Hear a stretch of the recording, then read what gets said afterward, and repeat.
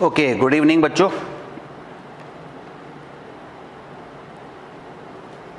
बस आपके कमेंट्स के लिए मोबाइल मैं ज़रा ऑन कर लूँ और फिर हम अपनी क्लास स्टार्ट करने जा रहे हैं।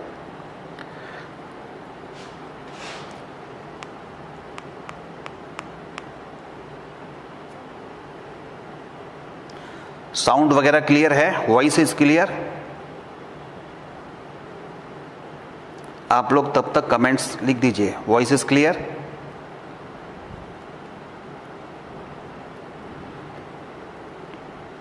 Yes, okay. Pankaj, now it is, I think voice is coming.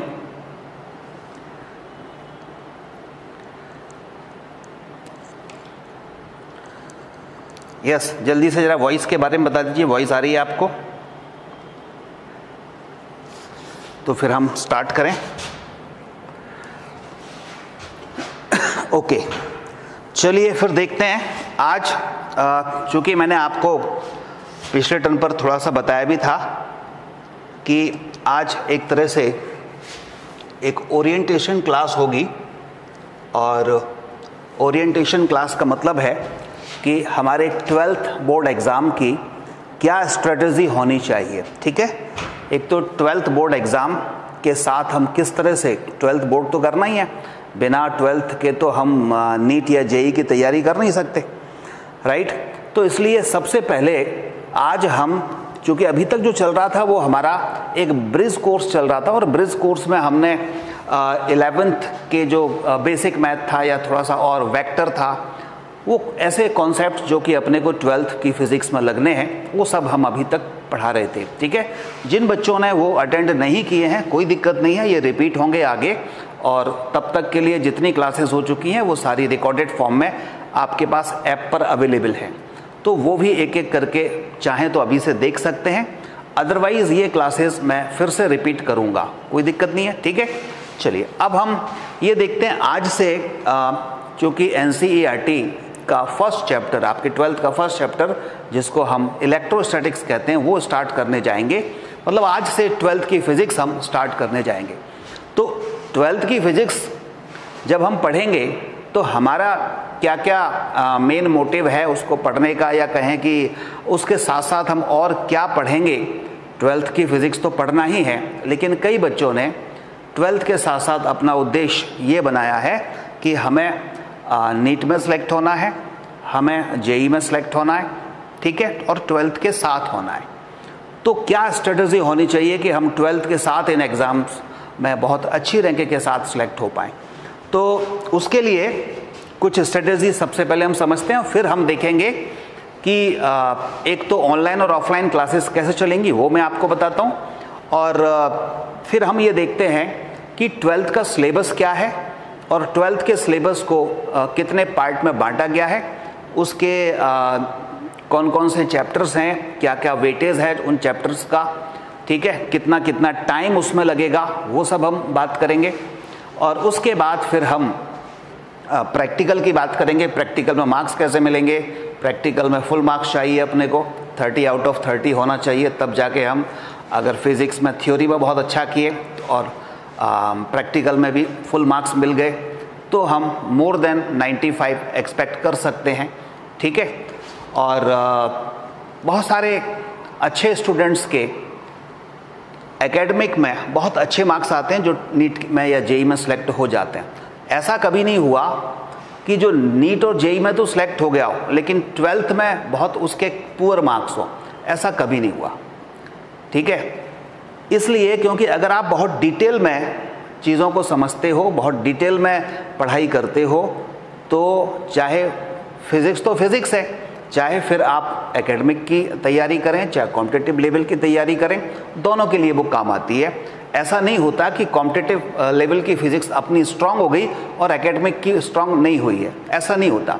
आप जानते हैं, जैसे 11th की अगर बात करें, लॉ ऑफ मोशन पढ़ोगे आप, लॉज ऑफ मोशन, तो उसमें अगर हमने थ्योरी अच्छी कर ली, कॉन्सेप्ट अच्छे कर लिए, उसके न्यूमेरिकल्स अच्छे कर लिए, तो फिर किसी भी एग्ज़ाम की बात करें हम उसमें अच्छा करेंगे। ठीक है, चाहे एकेडमिक हो या कंपटीशन हो या कोई एग्ज़ाम हो, राइट। तो ऐसे ही 12th में भी है। अगर हम 12th की फिज़िक्स एक अच्छे लेवल पर कर लेते हैं तो फिर कोई सा भी एग्ज़ाम हो, चाहे एकेडमिक एग्ज़ाम हो, 12th बोर्ड का एग्ज़ाम हो, आपके हाफ ईयरली, क्वार्टरली, ये सब यूनिट टेस्ट वगैरह होते रहते हैं, ये एग्ज़ाम हो या फाइनली आपका जो आपने मेन उद्देश्य बनाया है कि हमारा नीट का एग्ज़ाम हो या जेई का एग्ज़ाम हो, सब में अच्छा करेंगे। ठीक है, तो चलिए किस तरह की क्लासेस होंगी सबसे पहले तो मैं आपको वो बता दूं और फिर हम आगे इसको स्टार्ट करते हैं।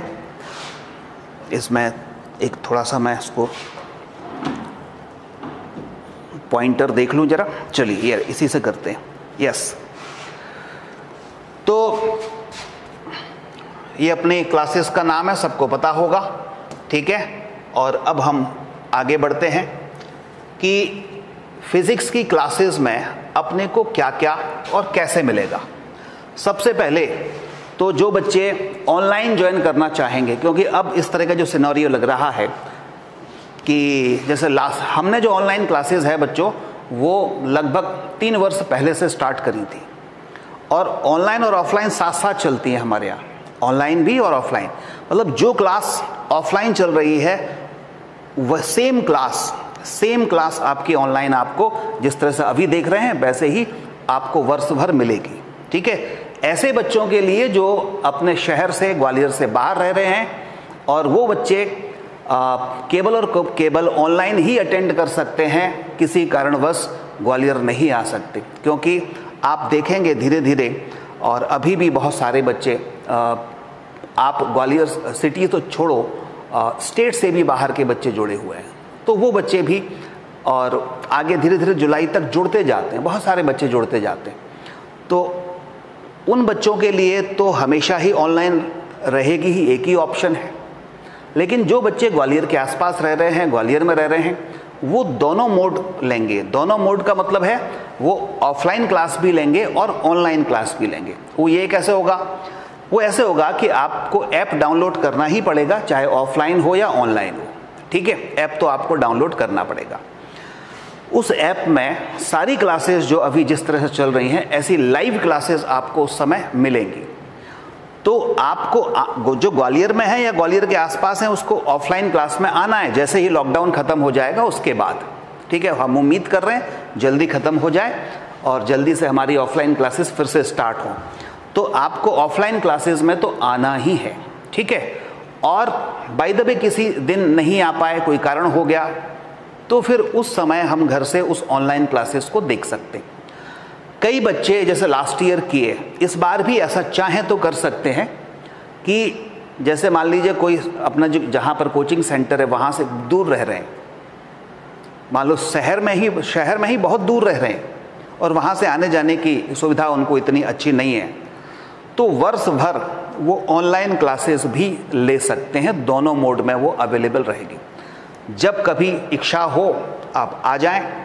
और ऑनलाइन वाले भी, मैं ये नहीं कह रहा कि सबको आना ही है, लेकिन ऐसे बच्चे जो ऑफलाइन या ऑनलाइन दोनों ही मोड में अटेंड किए हैं, इसको ज्वाइन किए हैं, वो चाहें तो जब उनकी सुविधा हो ऑफलाइन क्लास में आ सकते हैं। ठीक है, जैसे मान लीजिए आपने शुरुआत की कुछ क्लासेस आपने ऑनलाइन कर ली, सिलेबस मान लो हमारा पूरा हो गया ऑनलाइन में, अब आपको रिवीजन करना है लास्ट में, तो आप चाहे ऑफलाइन आके रिवीजन कर लें या ऑनलाइन रिवीजन चलता है तो ऑनलाइन कर लें, ये आपके ऊपर डिपेंड करेगा। ठीक है ना।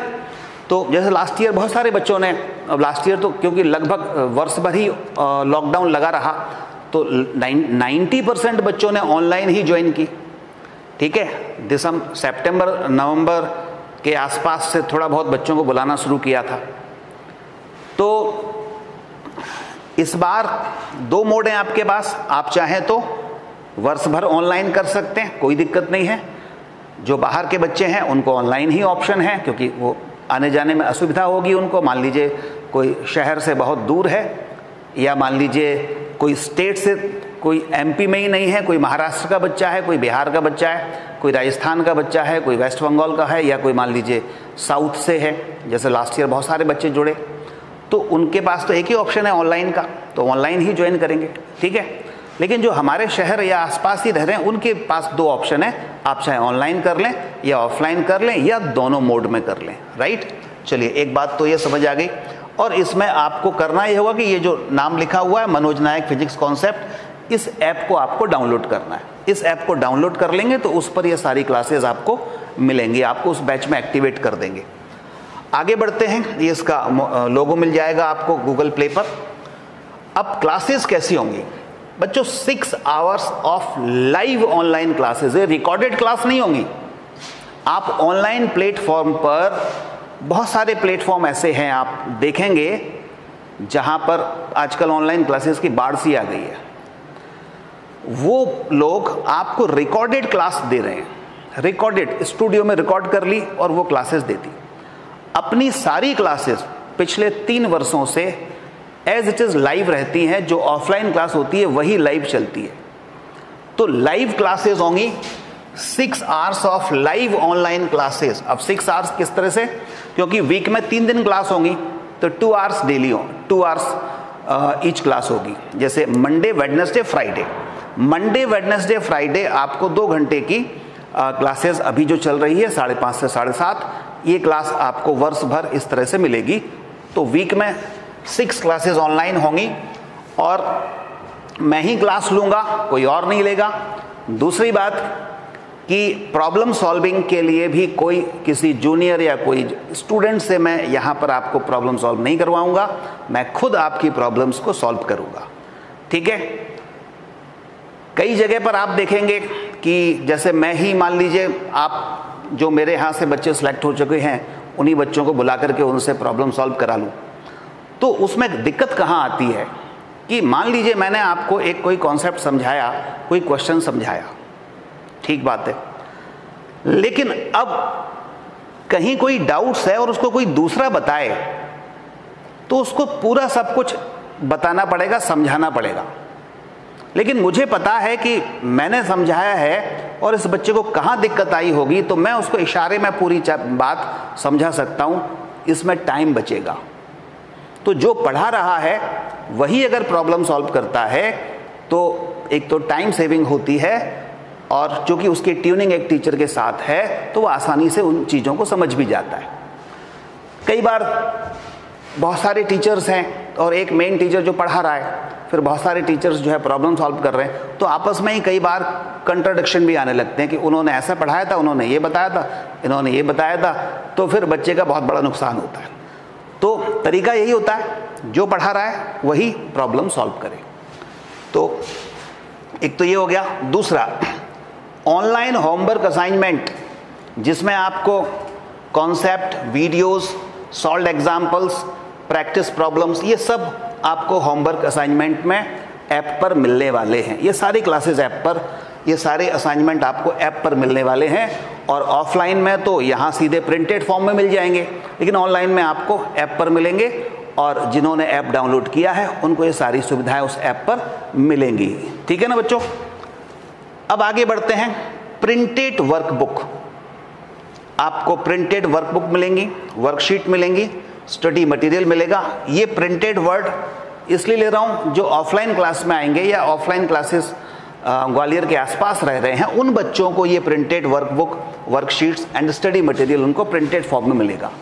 लेकिन जो बच्चे बाहर से हैं, केवल ऑनलाइन ही ज्वाइन किया है, उन बच्चों के लिए सारे के सारे जो वर्कबुक हैं, वर्कशीट्स हैं, स्टडी मटेरियल हैं, उनके पास 2 ऑप्शन होंगे। पहला, अगर वो प्रिंटेड चाहते हैं तो फिर यहाँ से कोरियर के थ्रू आपको सारी printed assignment, printed booklet, printed notes आपको भेज दिए जाएंगे प्रिंटेड। ठीक है? आप पीडीएफ फॉर्मेट में चाहते हैं तो फिर ऐप पर सबके लिए पीडीएफ फॉर्मेट में तो वो अवेलेबल होगा ही, ऐप पर अवेलेबल होगा पीडीएफ फॉर्मेट में, कोई दिक्कत नहीं है। लेकिन आप प्रिंटेड फॉर्मेट में चाहते हैं तो यहाँ से कोरियर के थ्रू आपको रिक्वेस्ट भेजनी पड़ेगी, सर हमें प्रिंटेड फॉर्मेट में चाहिए, तो आपको यहाँ से फिर कोरियर के थ्रू आपके एड्रेस पर वो सारे स्टडी मटेरियल, सारा नोट्स यहाँ से आपको सेंड कर दिया जाएगा। ठीक है ना बच्चों? यस। अब देखिए, mentor support for doubt clearing, online और ऑफलाइन दोनों ही क्लासेस में मैं ही आपकी प्रॉब्लम्स को मॉनिटर करूंगा, मैं ही आपकी प्रॉब्लम को सॉल्व करूंगा। ठीक है? उसके लिए हमने ऑनलाइन क्लासेस में एक प्रॉब्लम सॉल्विंग चैट रूम बनाया है। ठीक है? उसमें आप अपनी प्रॉब्लम पोस्ट करिए, आपस में डिस्कस करिए, और फिर मैं उसको मॉनिटर करता रहता हूँ। जो प्रॉब्लम्स किसी से नहीं बन रही है उसको फिर मैं सॉल्व करता हूँ, फिर मैं बताता हूँ। ठीक है, ऑफलाइन क्लासेस में जैसे ही क्लास खत्म हुई आप मेरे पास आ जाइए ऑफिस में या यहाँ क्लास के अंदर, वहीं पर हम प्रॉब्लम्स को डिस्कस करेंगे। ठीक है, या टाइम लेकर के कभी भी जब भी मेरे पास समय होता है तो आप टाइम लेकर के फ़ोन करके उस समय भी आ सकते हैं। तो ऑनलाइन और ऑफलाइन दोनों क्लासेस में प्रॉब्लम सॉल्विंग की कंप्लीट व्यवस्था है। राइट, अब आते हैं टेस्ट कैसे होंगे। वीकली टेस्ट होते हैं, हर संडे को टेस्ट होगा, हर संडे को। ठीक है, अभी तक का इतिहास रहा है जब से मैंने पढ़ाना शुरू किया है, हमारे यहाँ एक तो ना तो छुट्टी होती। ठीक है, ऐसा नहीं कि अननेसेसरी अपन ने छुट्टी कर दी कि बच्चे आ गए और बोल दिया कि आज क्लास नहीं है। ठीक है, ऐसा तो कभी होता ही नहीं है। बच्चे अगर आ गए, टाइम अगर हमने दिया हुआ है तो उस दिन क्लास होके रहेगी, कुछ भी हो। ठीक है, ऑनलाइन क्लासेस में कभी कभार एक आध बार कभी ऐसा हुआ जहां पर कोई टेक्निकल इश्यू आ गया, तो फिर हमने उस दिन क्लास तो ली लेकिन वो हमने फिर रिकॉर्ड की और फिर बच्चों को दूसरे समय पर उसको सेंड किया।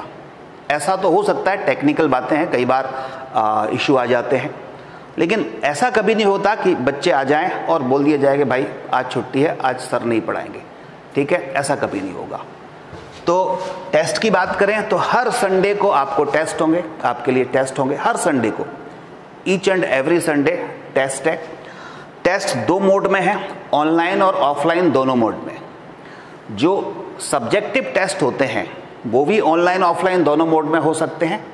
उसके लिए जो सब्जेक्टिव टेस्ट होंगे वो उसकी प्रिंटेड शीट आपके पास इसमें ऐप पर अपलोड कर दी जाएगी एक पर्टिकुलर टाइम पर। बच्चे उसको सॉल्व करेंगे और उसकी जो इमेज है, जो आपने सब्जेक्टिव अपना पेपर लिखा हुआ है, उसकी इमेज आप चैट रूम में या अलग से एक बॉक्स बनाएंगे, वहाँ पर उसमें आपको पोस्ट करना है।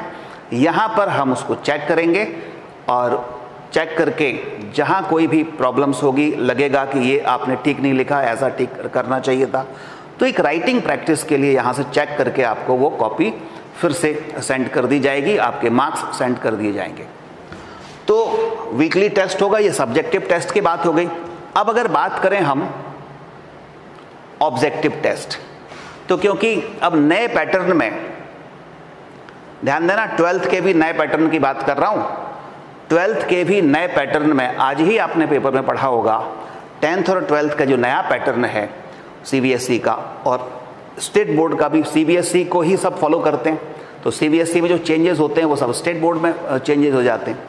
तो चेंजेस ये हैं कि पहले लगभग 70% क्वेश्चंस ऐसे आते थे जो कि लॉन्ग क्वेश्चन होते थे, शॉर्ट क्वेश्चन होते थे। अब इनकी संख्या कर दी है 60%। 60% क्वेश्चन ही लॉन्ग और शॉर्ट क्वेश्चन आएंगे, बाकी के फिर क्या आएंगे 40%। बाकी के 40% में ऑब्जेक्टिव क्वेश्चन होंगे और फिल इन द ब्लैंक्स होंगे, मैच द फॉलोइंग होंगी, इस तरह के क्वेश्चंस होंगे जो कि कॉम्पिटिटिव एग्जाम का पैटर्न है। मतलब धीरे धीरे बोर्ड का पैटर्न भी कॉम्पिटिटिव एग्जाम के बराबर करते जा रहे हैं, जिससे कि बच्चे को आगे ड्रॉप ना लेना पड़े। बच्चा 12th में अगर तैयारी कर रहा है, 11th और 12th की तैयारी कर रहा है, तो वो फेमिलियर हो जाए किससे, मेन एग्जाम से, जो कि आपको देना है नीट और जेई से। तो इसलिए धीरे धीरे आप देखेंगे नंबर ऑफ क्वेश्चंस उसी लेवल के और उसी फॉर्मेट के बोर्ड में भी डालते जा रहे हैं। तो आप देखेंगे 40% अभी कर दिया है। 40% क्वेश्चन कैसे होंगे, 40% क्वेश्चन बच्चों ऑब्जेक्टिव और आपके match the following, fill in the blanks, इस टाइप के फॉर्मेट के होंगे, जो कि जेई मेंस और नीट में ऑब्जेक्टिव क्वेश्चंस आते हैं, उस तरह के क्वेश्चंस होंगे। सिलेबस पूरा एनसीईआरटी रहेगा, चाहे सब्जेक्टिव हो, आपका बोर्ड का एग्जाम हो या नीट का या आपका जेई का हो, सिलेबस एनसीईआरटी रहेगा, इससे बाहर नहीं आने वाला। 2018 के पहले तक बाहर से आता था, लेकिन 2018 के बाद ये एनटीए जब से गठन हुआ है, एनटीए का, तब से केवल और केवल एनसीईआरटी को ही आपको फोकस करना है। एनसीईआरटी का एक एक शब्द, एक एक क्वेश्चन आपको अच्छी तरह से समझते हुए उसको आपको ग्रेस्प करना है। ठीक है ना बच्चों? चलिए अब अपन आगे आते हैं। वीकली टेस्ट हो गए, ऑनलाइन टेस्ट होंगे आपके।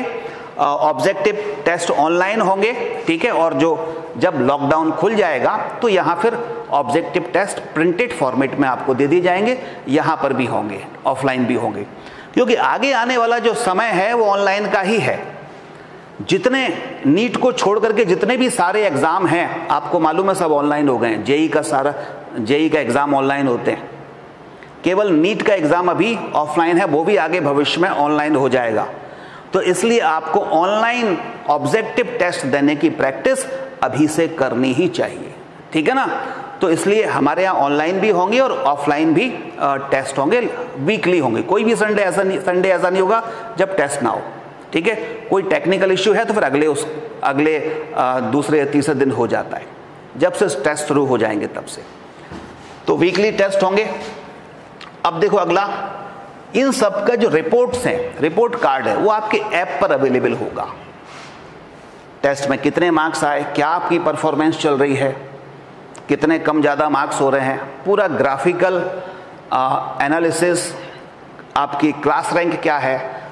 और कई बार जो हम टेस्ट लेते हैं नीट का या जेई का, वो जितने सारे बैचेस होते हैं सबका इकट्ठा लेते हैं। तो मान लीजिए 300 बच्चों ने टेस्ट दिया सारे बैच के, 400 बच्चों ने टेस्ट दिया ऑल इंडिया लेवल पर सब ने, तो हमारी क्लास में रैंक क्या है, हमारी पूरे बैच वाइज रैंक क्या है, और हमारे सारे जितने बच्चों ने टेस्ट दिया सभी बैच के उसमें रैंक क्या है, उस तरह की एनालिसिस भी आपको मिलेगी, ठीक है। किस टाइप के क्वेश्चन आपसे ज़्यादा गलत हो रहे हैं, किस टाइप के क्वेश्चंस आपसे ज़्यादा गलत हो रहे हैं, वो मेरे पास उनका सब बच्चों का एनालिसिस आ जाता है। कि मान लीजिए मैंने 45 क्वेश्चन का टेस्ट लिया, क्वेश्चन नंबर 6 जो है ज़्यादातर बच्चों का गलत हुआ, तो मैं देख लेता हूँ कि नंबर ऑफ क्वेश्चंस गलत कौन से जो क्वेश्चन हैं वो हो रहे हैं। तो मान लो 6वें नंबर का क्वेश्चन सबसे ज़्यादा गलत हो रहा है, या मान लीजिए 12वें नंबर का क्वेश्चन सबसे ज़्यादा बच्चों ने गलत किया है। इसका मतलब ये क्वेश्चंस ऐसे हैं जो कहीं ना कहीं कुछ सभी बच्चों को इनमें दिक्कत आ रही है, तो उनको फिर मैं दोबारा से फिर से एक्सप्लेन करता हूं, और उस टाइप के और क्वेश्चंस की प्रैक्टिस फिर मैं आपको प्रैक्टिस शीट के थ्रू आपको देता हूं। तो ये टेस्ट से हमें पता चलता रहता है कि किस टाइप के क्वेश्चंस आपसे गलत हो रहे हैं।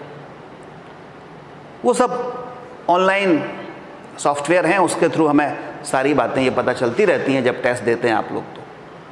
तो इस तरह से हम एनालाइज करते हैं और आपको उस टाइप के क्वेश्चन जो आपसे ज़्यादा गलत हो रहे हैं उसके और शीट बना करके, वर्कशीट बना करके, प्रॉब्लम सॉल्विंग शीट बना करके वो आपको डिलीवर करते रहते हैं। और फिर आप जब सॉल्व करते हैं तो फिर अपने आप देखेंगे कि आपको फिर से उन क्वेश्चंस में ज़्यादा कॉन्फिडेंस आ जाता है जो गलत हुए हैं, ठीक है ना।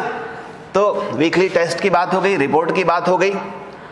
अब ये जो ऑनलाइन क्लासेस ले रहे हैं हम, ये सारी जो ऑनलाइन क्लासेस आप ले रहे हैं, आज जैसे लाइव क्लास चल रही है, ओरिएंटेशन क्लास चल रही है, मैं आज समझा रहा हूं आपको कि क्या स्ट्रेटेजी होना चाहिए और क्या क्या हम डिलीवर करेंगे साल भर। तो ऑनलाइन क्लासेस जो अभी चल रही हैं सारी की सारी आपको एग्जाम तक अवेलेबल होंगी। ऐसा नहीं कि आज ऑनलाइन क्लासेस हो गई ये खत्म हो गई, आपको ये सारी क्लासेस आपके ऐप पर एग्जाम तक अवेलेबल होंगी। आप कभी भी कोई भी क्लास देख सकते हैं। आज मैंने जो पढ़ाया वो आप चाहें 5 महीने बाद, 6 महीने बाद आप देखना चाहें कि सर ने पहली क्लास जब ली थी तो उसमें क्या क्या बोला था, क्या क्या कहा था, ठीक है, एक बार हम फिर से सुनना चाहते हैं तो आप उसको 6 महीने 7 महीने बाद भी उसको देख सकते हैं। वो आपकी क्लास रिकॉर्डेड फॉर्म में आपके ऐप पर हमेशा के लिए, मतलब अप टू एग्जाम आपके लिए अवेलेबल होगी। तो ये एक बहुत बड़ी सुविधा है कि कई बार मान लीजिए कोई क्लास चल रही है और 15 मिनट का सेगमेंट है, वो 15 मिनट का हमें समझ नहीं आया, तो तरीका ये होगा कि आप टीचर से बार बार पूछें, और दूसरा तरीका ये होगा कि उसी सेगमेंट को हम घर जाके दोबारा रिपीट कर लें, तो हो सकता है समझ आ जाए, और अगर रह जाए तो अगले टर्न पर आके फिर पूछ लें, या कमेंट बॉक्स में डाल दें कि ये वाला चीज़ हमें समझ नहीं आई थी, तो हम उसको फिर से एक्सप्लेन कर सकते हैं। तो ये एक बहुत बड़ी सुविधा है। तो जब ये सारी क्लासेस आपके पास वहाँ पर अवेलेबल होंगी तो आप इसको कोई भी टॉपिक किसी भी समय इन लेक्चर से पढ़ सकते हैं। जैसे सिलेबस खत्म हो गया मान लीजिए, या जैसे जैसे सिलेबस आगे बढ़ता जाएगा आप इलेक्ट्रोस्टैटिक्स खत्म हो गई, करंट इलेक्ट्रिसिटी चल रही है, कैपेसिटेंस चल रहा है, आपको लगता है नहीं मुझे इलेक्ट्रोस्टैटिक्स फिर से रिपीट करना है, तो आप इस इलेक्ट्रोस्टैटिक्स को ऐप के थ्रू, क्योंकि सारी क्लासेस अवेलेबल हैं, आप रिपीट कर सकते हैं, रिवाइज कर सकते हैं। तो अपना रिवीजन आप खुद से कभी भी किसी भी टाइम पर कोई सा भी टॉपिक उठा के कर सकते हैं, ठीक है ना। तो ये एक बहुत अच्छी सुविधा आपको यहाँ पर मिलने वाली है। तो अब हम देखते हैं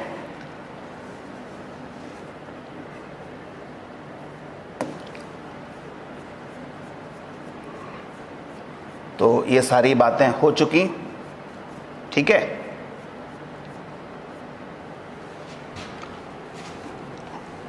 क्लासेस अवेलेबल हैं ऑफलाइन एंड ऑनलाइन मोड में, ये मैंने आपको बता ही दिया, और इन सब क्लासेस के लिए रजिस्ट्रेशन भी ओपन है। चलिए, एक तो कहानी आज की हमने, ये क्या क्या हम पढ़ेंगे और किस तरह की क्लासेस होंगी, ये ओरिएंटेशन में अभी मैंने आपको बताया। अब आते हैं हम 12th के सिलेबस पर, ठीक है। चलो 12th के सिलेबस को और देख लें हम जरा, फिर हम अपने आज की जो इलेक्ट्रोस्टैटिक्स है उसको स्टार्ट करने जा रहे हैं।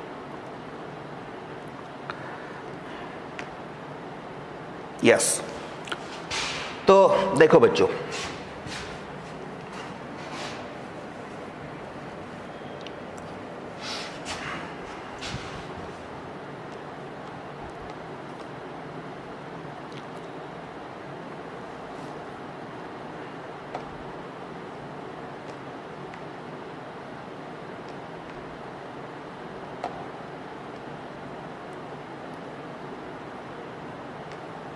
एक सेकंड रुक जाइए।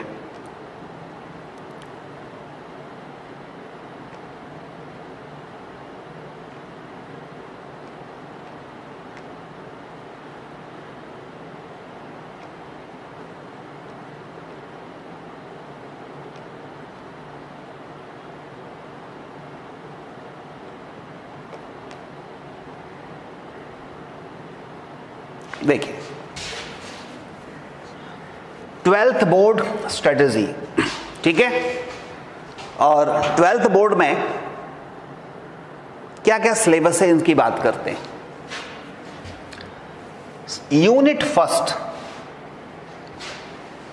सबसे पहले आपको पढ़ना है यूनिट फर्स्ट, और यूनिट फर्स्ट में क्या आएगा, इलेक्ट्रोस्टैटिक्स। ये सबसे पहला चैप्टर है इलेक्ट्रोस्टैटिक्स, फर्स्ट चैप्टर इलेक्ट्रोस्टैटिक्स का है। और कितना टाइम कौन से चैप्टर में लगेगा वो भी आप समझते जाओ, जिससे कि आप मेंटली प्रिपेयर्ड रहें। आप भी चाहें तो ये कम से कम सिलेबस आप पहले पेज पर लिख लें। आप जो फेयर कॉपी बनाएंगे उस पर पहले पेज पर ये यहाँ पर पूरा सिलेबस लिख लें, किसमें कितना टाइम लगने वाला है, ठीक है। इलेक्ट्रोस्टैटिक्स, ये फिजिक्स का, आपकी 12th की फिजिक्स की सबसे पहला चैप्टर है। ये सबसे ज्यादा टाइम लेता है पूरी फिजिक्स में, इलेक्ट्रोस्टैटिक्स ही है जो सबसे ज्यादा टाइम लेगा, ठीक है। लगभग 1-1.5 महीना ले सकता है, क्योंकि इसमें बहुत डिटेल में चीजों को समझना पड़ता है, और आपके लिए नया चैप्टर भी है। तो जब कोई नया चैप्टर होता है तो उसमें हर बात हमें समझने की जरूरत पड़ती है। तो इसलिए इसमें चार्ज के बारे में हम बात करेंगे। थोड़ा बहुत 10th में पढ़ा है, 10th में तो जरा सी फिजिक्स थी, 15 दिन की फिजिक्स थी, वो साल भर पढ़ाते हैं टीचर, और आप भी साल भर मजे ले लेके पढ़ते हो, है नहीं। अब है असली फिजिक्स। तो इलेक्ट्रोस्टैटिक्स में आपको चूंकि हर दिन कुछ ना कुछ नई बात सीखने को मिलेगी, हर दिन आपको नई बात सीखने को मिलेगी, इसलिए इलेक्ट्रोस्टैटिक्स में थोड़ा समय लगता है। इसके बाद यूनिट फर्स्ट जो इलेक्ट्रोस्टैटिक्स में है उसमें 2 चैप्टर हैं। इलेक्ट्रोस्टैटिक्स जो आपकी फर्स्ट यूनिट है उसमें 2 चैप्टर हैं। पहला चैप्टर है electric charges and field. Electric charge और फील्ड के बारे में बात करेंगे। जैसे आपने 11th में ग्रेविटेशन पढ़ा था ना, पढ़ा था सभी ने ग्रेविटेशन, बोलो आप सभी ने ग्रेविटेशन पढ़ा था कि नहीं पढ़ा था? पढ़ा होगा ना सभी ने, बिल्कुल। तो आप सभी ने जो ग्रेविटेशन वाला चैप्टर पढ़ा था, उस ग्रेविटेशन में क्या पढ़ा था कि अर्थ की ग्रेविटी होती है, ग्रेविटेशनल फील्ड होती है, यही सारी बातें हमने पढ़ी थी। ग्रेविटेशनल पोटेंशियल पढ़ा था और न्यूटन्स लॉ पढ़ा था। दो मास m1 m2 एक दूसरे को अट्रैक्ट करते हैं, F = g m1 m2 upon r², ये पढ़ा था हमने। ठीक है, ग्रेविटेशनल फील्ड पढ़ी थी gm/r², अगर आपको ध्यान आ रहा हो तो। ग्रेविटेशनल पोटेंशियल पढ़ा था -gm/r, ये सब पढ़े थे हमने। बिल्कुल ऐसा ही चैप्टर है, ग्रेविटेशन से मिलता जुलता, 90% ग्रेविटेशन से मिलता है। इलेक्ट्रिक चार्जेज एंड फील्ड, ये पढ़ेंगे। फिर सेकंड चैप्टर आएगा electrostatic potential and capacitance. Potential क्या है, इलेक्ट्रोस्टैटिक पोटेंशियल और कैपेसिटेंस। कैपेसिटेंस क्या होता है? कैपेसिटेंस जैसे आपने पंखे के अंदर, फैन के अंदर एक वो व्हाइट कलर का छोटा सा सिलेंडर होता है, देखा होगा आपने। पंखे के अंदर फैन की स्पीड को मेंटेन करने के लिए एक छोटा सा सिलेंड्रिकल डिवाइस होता है ना, उसको कहते हैं। और सिंपल लैंग्वेज में, ऑर्डिनरी लैंग्वेज में उसको बोलते हैं कंडेंसर। अब ध्यान आया, वो कंडेंसर खराब हो जाता है तो वो लगा देते हैं, तो स्पीड मेंटेन रहती है। तो फिजिक्स में उसी कंडेंसर को बोलते हैं कैपेसिटर। तो इन सब के बारे में बात करेंगे कि कैपेसिटर के अंदर जो एनर्जी स्टोर होती है वो कहाँ होती है, कैसे होती है, और अगर बहुत सारे कैपेसिटर्स लगा दें, सीरीज में लगा दें, पैरेलल में लगा दें, तो उन सब में नेट कैपेसिटेंस कितनी हो जाएगी, नेट एनर्जी कितनी हो जाएगी, कितना कहाँ पोटेंशियल होगा, कितना किस पे चार्ज होगा, ये सब बहुत इंटरेस्टिंग बातें हैं जो अपन इस सेकेंड चैप्टर में करने वाले हैं। ठीक है बच्चों, और आप देखेंगे इन सभी चैप्टर्स में, पूरी फिजिक्स में आपको मैं बहुत अच्छे जो हमने लगभग 4-5 साल की मेहनत से एनिमेशन बनाए हैं, एनिमेटेड फिजिक्स होगी पूरी। आप देखेंगे कि आपको फील होगा वास्तव में कि अपन क्या कर रहे हैं। 11th में तो क्या होता था कि कई बार, जैसे मान लीजिए मैं बोल रहा हूं कि कार चल रही है, तो कई बार होता है आपको जो है कार देख लेते हैं, इमेजिन कर लेते हैं कार चल रही है। मैं कहता हूं एक पत्थर को जस्ट ड्रॉप कर रहा हूं, तो आप इमेजिन कर लेते हैं हाँ पत्थर होता है, नीचे ड्रॉप कर रहे हैं। 12th की फिजिक्स में कहानी ये है कि आप पहले दिन से ही चार्ज की बात कर रहे होंगे और चार्ज आपने कभी देखा नहीं, तो इसको इमेजिन करना बड़ा मुश्किल होता है। मैं कहता हूं चार्ज, इलेक्ट्रॉन, प्रोटॉन, न्यूट्रॉन देखे तो है नहीं किसी ने, आपने तो खासतौर से नहीं देखे, लैब के अंदर या बड़े बड़े साइंटिस्ट हैं उन्होंने तो देखे, लेकिन इतने छोटे होते हैं कि वो हम सिंपल तरीके से तो उनको नहीं देख सकते। तो जब इनको देख नहीं सकते तो इमेजिन करना बड़ा मुश्किल होता है। तो इसलिए हमने 12th की फिजिक्स को एक पूरी एनिमेशन के थ्रू समझाने के लिए 4-5 साल की मेहनत से बहुत सारे एनिमेशंस बनाए हैं। ठीक है, पूरी वर्चुअल लैब बनाई है, आप यहाँ पर लैब देखेंगे और उसमें चार्ज की बात करेंगे, उसमें कोई सर्किट है, इलेक्ट्रिकल सर्किट, तो पूरा एक इलेक्ट्रिकल सर्किट होगा। आप अगर पोटेंशियल की बात करेंगे तो कहाँ कितना क्या पोटेंशियल है, सब इस पे आपको दिखाई देगा। तो चूंकि 12th की फिजिक्स में बहुत सारी चीजें हम इमेजिन नहीं कर पाएंगे, इसलिए हमें इमेजिन कराने के लिए मैंने आपको यहाँ पर एक वर्चुअल लैब, एक वर्चुअल पूरी की पूरी यहाँ स्क्रीन पर आप सब कुछ उनको फील करता हुआ देखेंगे। तो ये दूसरा चैप्टर हो गया बच्चों। अब आ जाओ आगे, करंट इलेक्ट्रिसिटी। ये जरूर आपने 10th में पढ़ी है ना, करंट इलेक्ट्रिसिटी, ध्यान आ रहा है? करंट फ्लो हो रही है high potential to low potential, Ohm's law पढ़ा होगा, V = IR, नहीं? अब ध्यान आया, करंट इलेक्ट्रिसिटी हमने 10th में पढ़ी थी, इंटरेस्टिंग थी, लेकिन जब फिजिक्स 12th में पढ़ोगे ना तो उतनी नहीं है, केवल ओम्स लॉ नहीं है, बहुत बहुत टफ टाइप के जो सर्किट्स होंगे, टेढ़े मेढ़े सर्किट्स होंगे। ठीक है, अब जैसे मैं मान लीजिए यहाँ बना दूं एक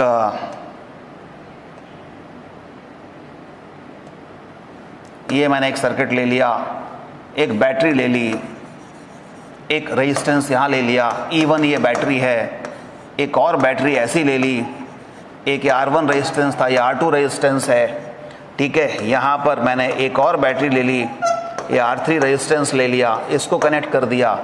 इधर से फिर मैं एक बैटरी ले लेता हूँ, ये E2 की है, ये E3 की है, ये सपोज E4 है, यहाँ एक रेजिस्टेंस लगा देता हूँ R4, ठीक है, यहाँ एक रेजिस्टेंस लगा देता हूँ। अब मैं बोलूँ ये R5 है कि बताइए ये जो ब्रांचेज हैं, इन ब्रांचेज में कितनी कितनी करंट जा रही है, इस ब्रांचेज में कितनी करंट जा रही है। तो ये शायद 10th की फिजिक्स से इसको आप ना कर पाए। इसके लिए हमें बहुत सारे इसमें कुछ कॉन्सेप्ट पढ़ने पड़ेंगे, तब जाकर के इस तरह के क्वेश्चंस होंगे। तो करंट इलेक्ट्रिसिटी इस तरह की आप पढ़ेंगे यहाँ पर। तो अगला चैप्टर आपका आएगा करंट इलेक्ट्रिसिटी। और अगर जहाँ तक मार्क्स की बात करें बच्चों, तो देखो वेटेज की बात करें तो ये 2 यूनिट जो है ना, इलेक्ट्रोस्टैटिक्स और करंट इलेक्ट्रिसिटी की, ये 16 मार्क्स की हैं। 16 मार्क्स की हैं ये इलेक्ट्रोस्टैटिक्स और करंट इलेक्ट्रिसिटी, ये 16 मार्क्स की हैं। अच्छा खासा वेटेज है, 16 मार्क्स काफ़ी मार्क्स होते हैं, ठीक है ना, ठीक है ना बच्चों। पंकज, श्वेता, विवेक शर्मा, प्राची दीक्षित, युवराज, समझ रहे हो ना क्या बोल रहा हूं मैं। ये आपको साल भर बातें याद आएंगी कि सर ने क्या क्या कहा था। इसलिए फर्स्ट क्लास जो होती है ना, वो बहुत इंपॉर्टेंट होती है। और ये आप अपने पहले पेज पर लिख लो, ये सिलेबस लिख लो, ठीक है ना, कितने मार्क्स का है, क्या क्या सिलेबस है, क्या क्या हमें पढ़ना है, जिससे कि आगे पहले से ही हम मेंटली प्रिपेयर्ड होंगे कि अरे इलेक्ट्रोस्टैटिक्स में सर ने कहा था लगभग 1.5 महीना लगता है, तो 1.5 महीना लगा। अदरवाइज आप ही 1 महीने बाद कहोगे कि सर इलेक्ट्रोस्टैटिक्स तो बहुत लंबा खिंच रहा है, कब खत्म होगा। तो उसमें टाइम लेता है वो, अगर आप ढंग से पढ़ोगे तो, और डीप में पढ़ेंगे, क्योंकि हमें केवल 12th बोर्ड के लिए नहीं पढ़ना, हमें 12th के साथ नीट और जेई के लिए भी पढ़ना है, तो समय लेगा, ठीक है ना। अकेला 12th एकेडमिक का तो 4-5 महीने का सिलेबस है, खत्म करो, हो गया। उसको साल भर पढ़ाने की जरूरत नहीं है, इतना पैसा खर्च करने की जरूरत नहीं है। अकेला एकेडमिक का सिलेबस बहुत कम, जल्दी हो जाता है। लेकिन आपको तैयारी नीट या जेई की भी करनी है इसके साथ साथ, तो हमें डीप में पढ़ना पड़ेगा, क्योंकि कई बार 12th का सब्जेक्टिव पेपर बड़ा कठिन आ जाता है। तो उन्हीं बच्चों का फायदा होता है जिन बच्चों ने कॉम्पिटिटिव एग्जाम की तैयारी के साथ 12th पढ़ा है, वही बच्चे बहुत अच्छा कर पाते हैं उस समय। तो मैं नहीं चाहता कि आप जो है केवल एकेडमिक पढ़ के और मान लीजिए पेपर टफ आ गया तो आप कहीं पीछे ना रह जाओ। आपको एक एक बात बताऊंगा, ठीक है, 0 से शिखर तक ले जाऊंगा, 0 से शिखर तक। स्टार्टिंग हम 0 से ही करेंगे, और पूरी दुनिया की, पूरे ब्रह्मांड की उत्पत्ति ही 0 से हुई है। आप अगर थोड़ा बहुत अध्यात्म समझते हैं, या जो है वेद हमारे जो हैं उनको समझते हैं, तो वेदों में लिखा है सृष्टि के पहले कुछ नहीं था, कुछ भी नहीं। कुछ भी नहीं मतलब 0 था, उसी से पूरे ब्रह्मांड की उत्पत्ति हुई है। तो 0 से शिखर तक हम भी जाएंगे, ठीक है ना। अब आ जाओ, ये अगली यूनिट पर आते हैं, 3rd, magnetic effect of current and magnetism. ये मैग्नेटिक इफेक्ट ऑफ करंट इस करंट पर बेस्ड है। अगर आपने ये करंट इलेक्ट्रिसिटी अच्छी पढ़ ली, और करंट इलेक्ट्रिसिटी इलेक्ट्रोस्टैटिक्स पर बेस्ड है, यानी सब एक दूसरे से लिंक हैं। ये बहुत इंपॉर्टेंट बात है। अगर आप इलेक्ट्रोस्टैटिक्स बहुत अच्छा कर लेंगे तो करंट इलेक्ट्रिसिटी अच्छी हो जाएगी। करंट इलेक्ट्रिसिटी अच्छी कर लेंगे तो मैग्नेटिक इफेक्ट ऑफ करंट, क्योंकि करंट का क्या इफेक्ट है वही तो पढ़ना है। तो जब करंट इलेक्ट्रिसिटी अच्छी होगी तो मैग्नेटिक इफेक्ट ऑफ करंट आप अच्छा कर पाएंगे। और ये मैग्नेटिज्म वाला चैप्टर बिल्कुल इलेक्ट्रोस्टैटिक्स और ग्रेविटेशन जैसा चैप्टर है। तो अगर इलेक्ट्रोस्टैटिक्स अच्छा हो गया तो ये मैग्नेटिज्म भी अच्छी हो जाएगी। इसमें थर्ड यूनिट में आपके दो चैप्टर हैं, एक है moving charges and magnetism and दूसरा है मैग्नेटिज्म एंड मैटर। कौन कौन से हैं यहां पर आप देखेंगे, moving charges and magnetism and दूसरा है मैग्नेटिज्म एंड मैटर। कोई चार्ज पार्टिकल मैग्नेटिक फील्ड में किस तरीके से मूव कर रहा है उसकी बात हम इस चैप्टर में करेंगे। कोई चार्ज पार्टिकल जब मूव कर रहा है तो क्या अपने चारों तरफ वो खुद भी मैग्नेटिक फील्ड बना रहा है? यस, मूविंग चार्ज पार्टिकल खुद भी मैग्नेटिक फील्ड बनाता है, तो इसकी भी बात करेंगे। मैग्नेटिज्म एंड मैटर, मैग्नेट क्या होती है, मैग्नेटिक उसकी प्रॉपर्टीज क्या होती हैं, मैग्नेटिक फील्ड भी होती है, मैग्नेटिक फील्ड में अगर कोई दूसरा मैग्नेट रख दें तो वो किस तरीके से बिहेव करेगा, कुछ मैग्नेटिक मटेरियल होते हैं उनकी क्या प्रॉपर्टीज होती हैं, वो सब हम चैप्टर 5 में पढ़ने वाले हैं मैग्नेटिज्म एंड मैटर में। और एक और फोर्थ यूनिट आएगी electromagnetic induction and alternating current.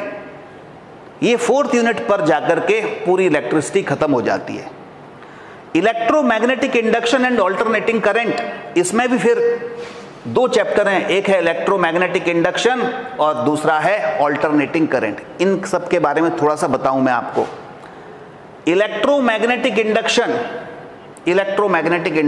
EMI इसको शॉर्ट फॉर्म में कहते हैं, इलेक्ट्रोमैग्नेटिक इंडक्शन, या इसको हम शॉर्ट फॉर्म में EMI कहते हैं। इलेक्ट्रोमैग्नेटिक इंडक्शन में क्या है कि जैसे आप जनरेटर देखते हैं, 9th-10th में आपने एक जनरेटर बनाया होगा, AC जनरेटर। जनरेटर जिस प्रिंसिपल पर बेस्ड है वो इस चैप्टर में पढ़ेंगे, इलेक्ट्रोमैग्नेटिक इंडक्शन। फैराडे ने इसको डिस्कवर किया था और उन्होंने कहा था कि जब कभी भी मैग्नेटिक फील्ड को चेंज किया जाए, जब कभी भी एक मैग्नेट ले लें और एक कोई कॉइल ले लें, उन दोनों को मोशन कराया जाए, वो दोनों आपस में कोई रिलेटिव मोशन रख रहे हैं, तो एक कॉन्सेप्ट आएगा मैग्नेटिक फ्लक्स का। मैग्नेटिक फील्ड लाइन होती है ना, उनको मैग्नेटिक फ्लक्स कहते हैं। तो जब मैग्नेटिक फ्लक्स में चेंज होता है तो उस कॉइल के अंदर करंट बनने लगती है, और ये एक बहुत बड़ा कॉन्सेप्ट है जिसके कारण हम अपने घरों में लाइट और ये सब इंटरनेट और ये आप लैपटॉप वगैरह ये बोर्ड चला पा रहे हो। फैराडे ने जो कॉन्सेप्ट दिया, उन्होंने वो कॉन्सेप्ट नहीं दिया होता तो आज पूरी दुनिया में अंधेरा होता, लाइट होती नहीं, लाइट नहीं होती तो फिर और बाकी सारी बातें होती नहीं। तो एक अच्छा कॉन्सेप्ट उन्होंने दिया, और जब ये कहानी बताऊंगा इलेक्ट्रोमैग्नेटिक इंडक्शन की तो उनकी भी कहानी, फैराडे की भी बताऊंगा। फैराडे ज़्यादा पढ़े लिखे नहीं थे, बुक बाइंडिंग का काम करते थे, किताबें सिलने का काम करते थे, बुक बाइंडिंग का।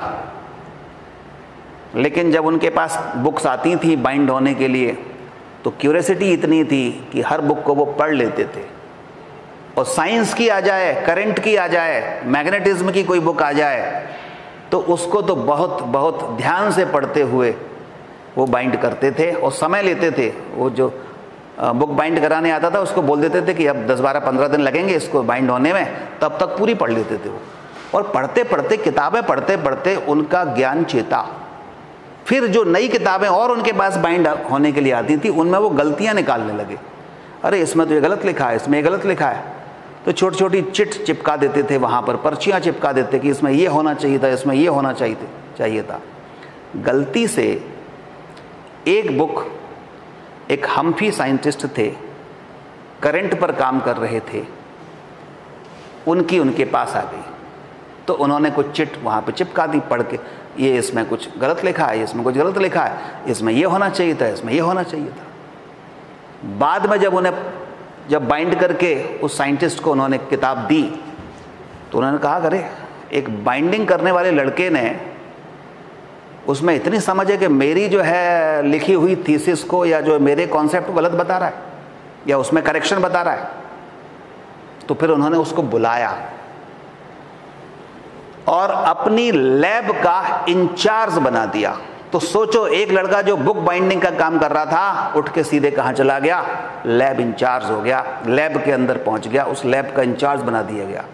वहां से फिर उन्होंने डिस्कवरीज की और कॉन्सेप्ट ऐसे ऐसे दिए उन्होंने कि आज पूरी दुनिया उनका एहसान मानती है।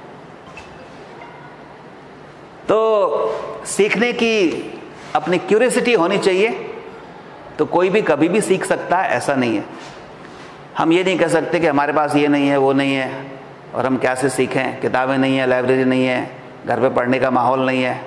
आप फैराडे से का एग्जाम्पल ले सकते हैं। उन्होंने सीखने की उनकी क्यूरियोसिटी थी, किताबें पढ़ पढ़ के ही उन्होंने कहाँ से कहाँ पहुँच गए।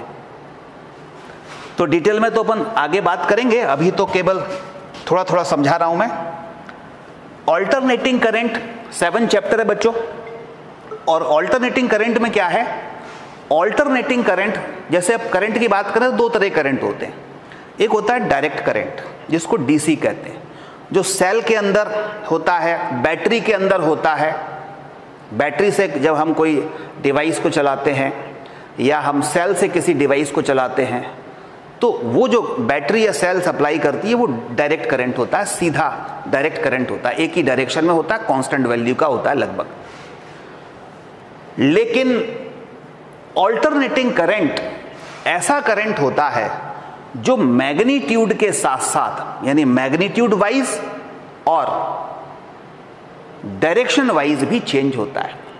यानी मैग्नीट्यूड में भी चेंज हो, कम ज्यादा होता रहे, और साथ साथ डायरेक्शन वाइज भी चेंज होता रहे, पॉजिटिव नेगेटिव होता रहे। तो ऐसी करंट को हम बोलते हैं ऑल्टरनेटिंग करंट। हमारे घरों में जो आती है ना, तो वो बैटरी से नहीं आती। हमारे घरों में जो करंट आती है वो ऑल्टरनेटिंग करंट आती है। तो हमारे घरों में जो सप्लाई होती है वो एसी है, ऑल्टरनेटिंग करंट है। बैटरी के अंदर होती है, बैटरी जो सप्लाई करती है वो डीसी है। लेकिन जब आप देखते हो ना, लाइट चली जाती है तो बैटरी फिर हमें करंट देने लगती है, इलेक्ट्रिसिटी सप्लाई करने लगती है। हमारे घरों की बाइंडिंग तो ऑल्टरनेटिंग करंट के लिए होती है, लेकिन जब लाइट चली गई तो बैटरी तो क्या देगी, डीसी। तो फिर क्या करते हैं, एक बीच में एक इन्वर्टर लगाते हैं। आप ध्यान दिया होगा, सबके घरों में लगभग इन्वर्टर होगा। तो इन्वर्टर का काम होता है कि बैटरी जब डीसी करंट दे तो उसको वो एसी में कन्वर्ट कर दे। बात समझ आई? इन्वर्टर एक ऐसा डिवाइस होता है जो डीसी को एसी में कन्वर्ट करता है, डायरेक्ट करंट को ऑल्टरनेटिंग करंट में कन्वर्ट करता है। और आपका जो मोबाइल चार्जर होता है ना, mobile charger, mobile actually DC पर काम करता है। जब मोबाइल डीसी पर काम करता है और आप चार्ज कर रहे हो एसी से, घर में ही तो प्लग इन कर देते हो तो वो जो है चार्ज होता है। तो बीच में एक डिवाइस लगाना पड़ता है जिसको चार्जर कहते हैं, और वो चार्जर एसी को डीसी में कन्वर्ट करता है।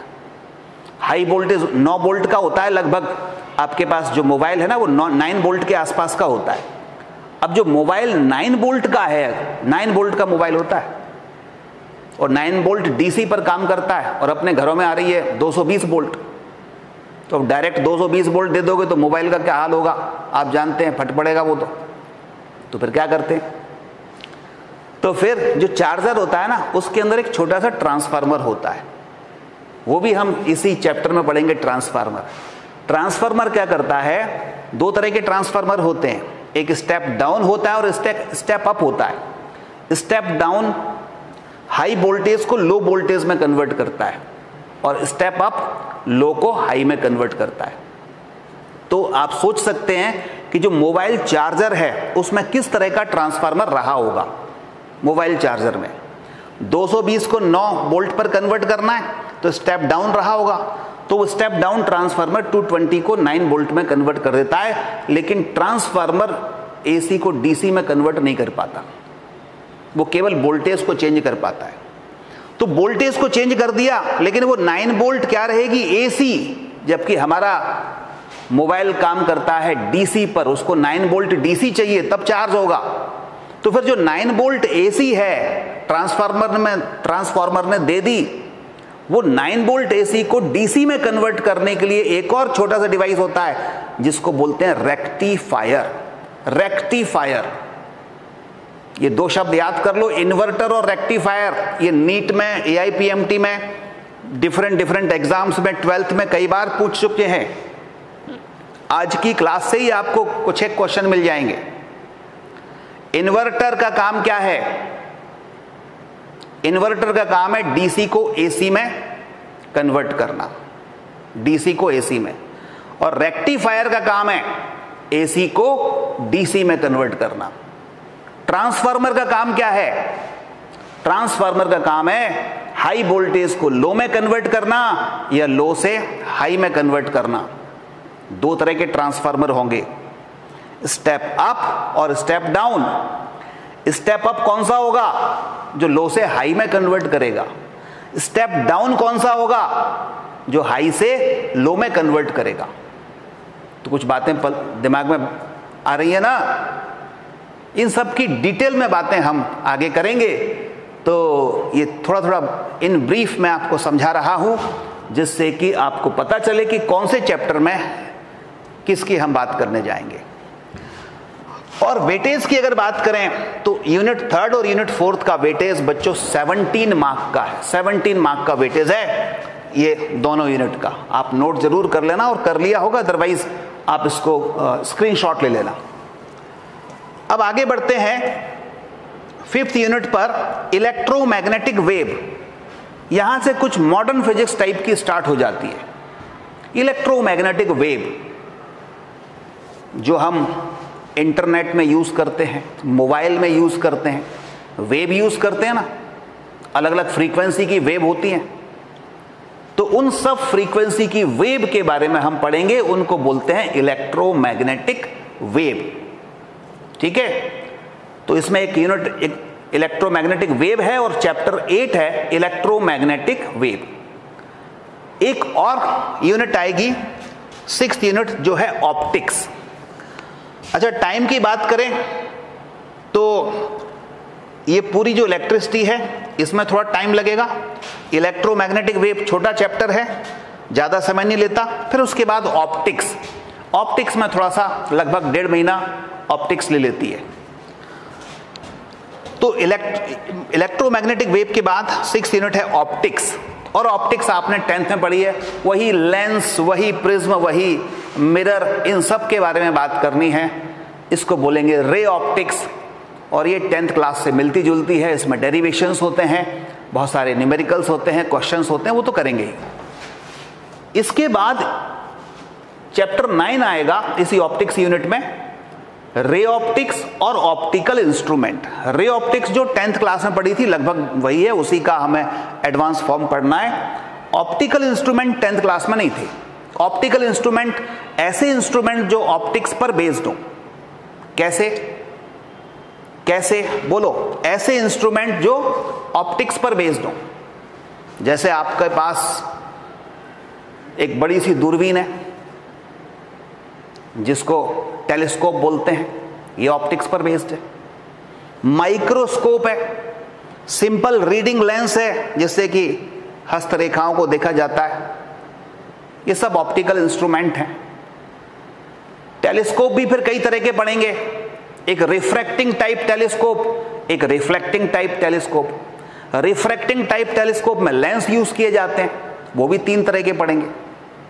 रिफ्लेक्टिंग टाइप टेलीस्कोप में मिरर यूज करते हैं, वो 2 टाइप के पढ़ेंगे। तो इन सब की कहानी हम इस ऑप्टिक्स में पढ़ेंगे। फिर एक और आता है जिसको चैप्टर 10 कहते हैं, वो है वेव ऑप्टिक्स। वेव ऑप्टिक्स,